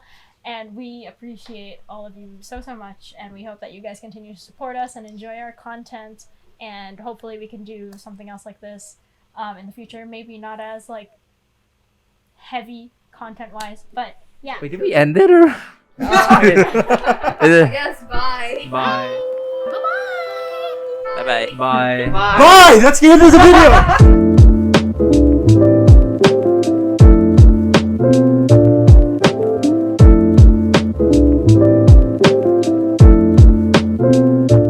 We did it. I can go sleep now. Oh my god.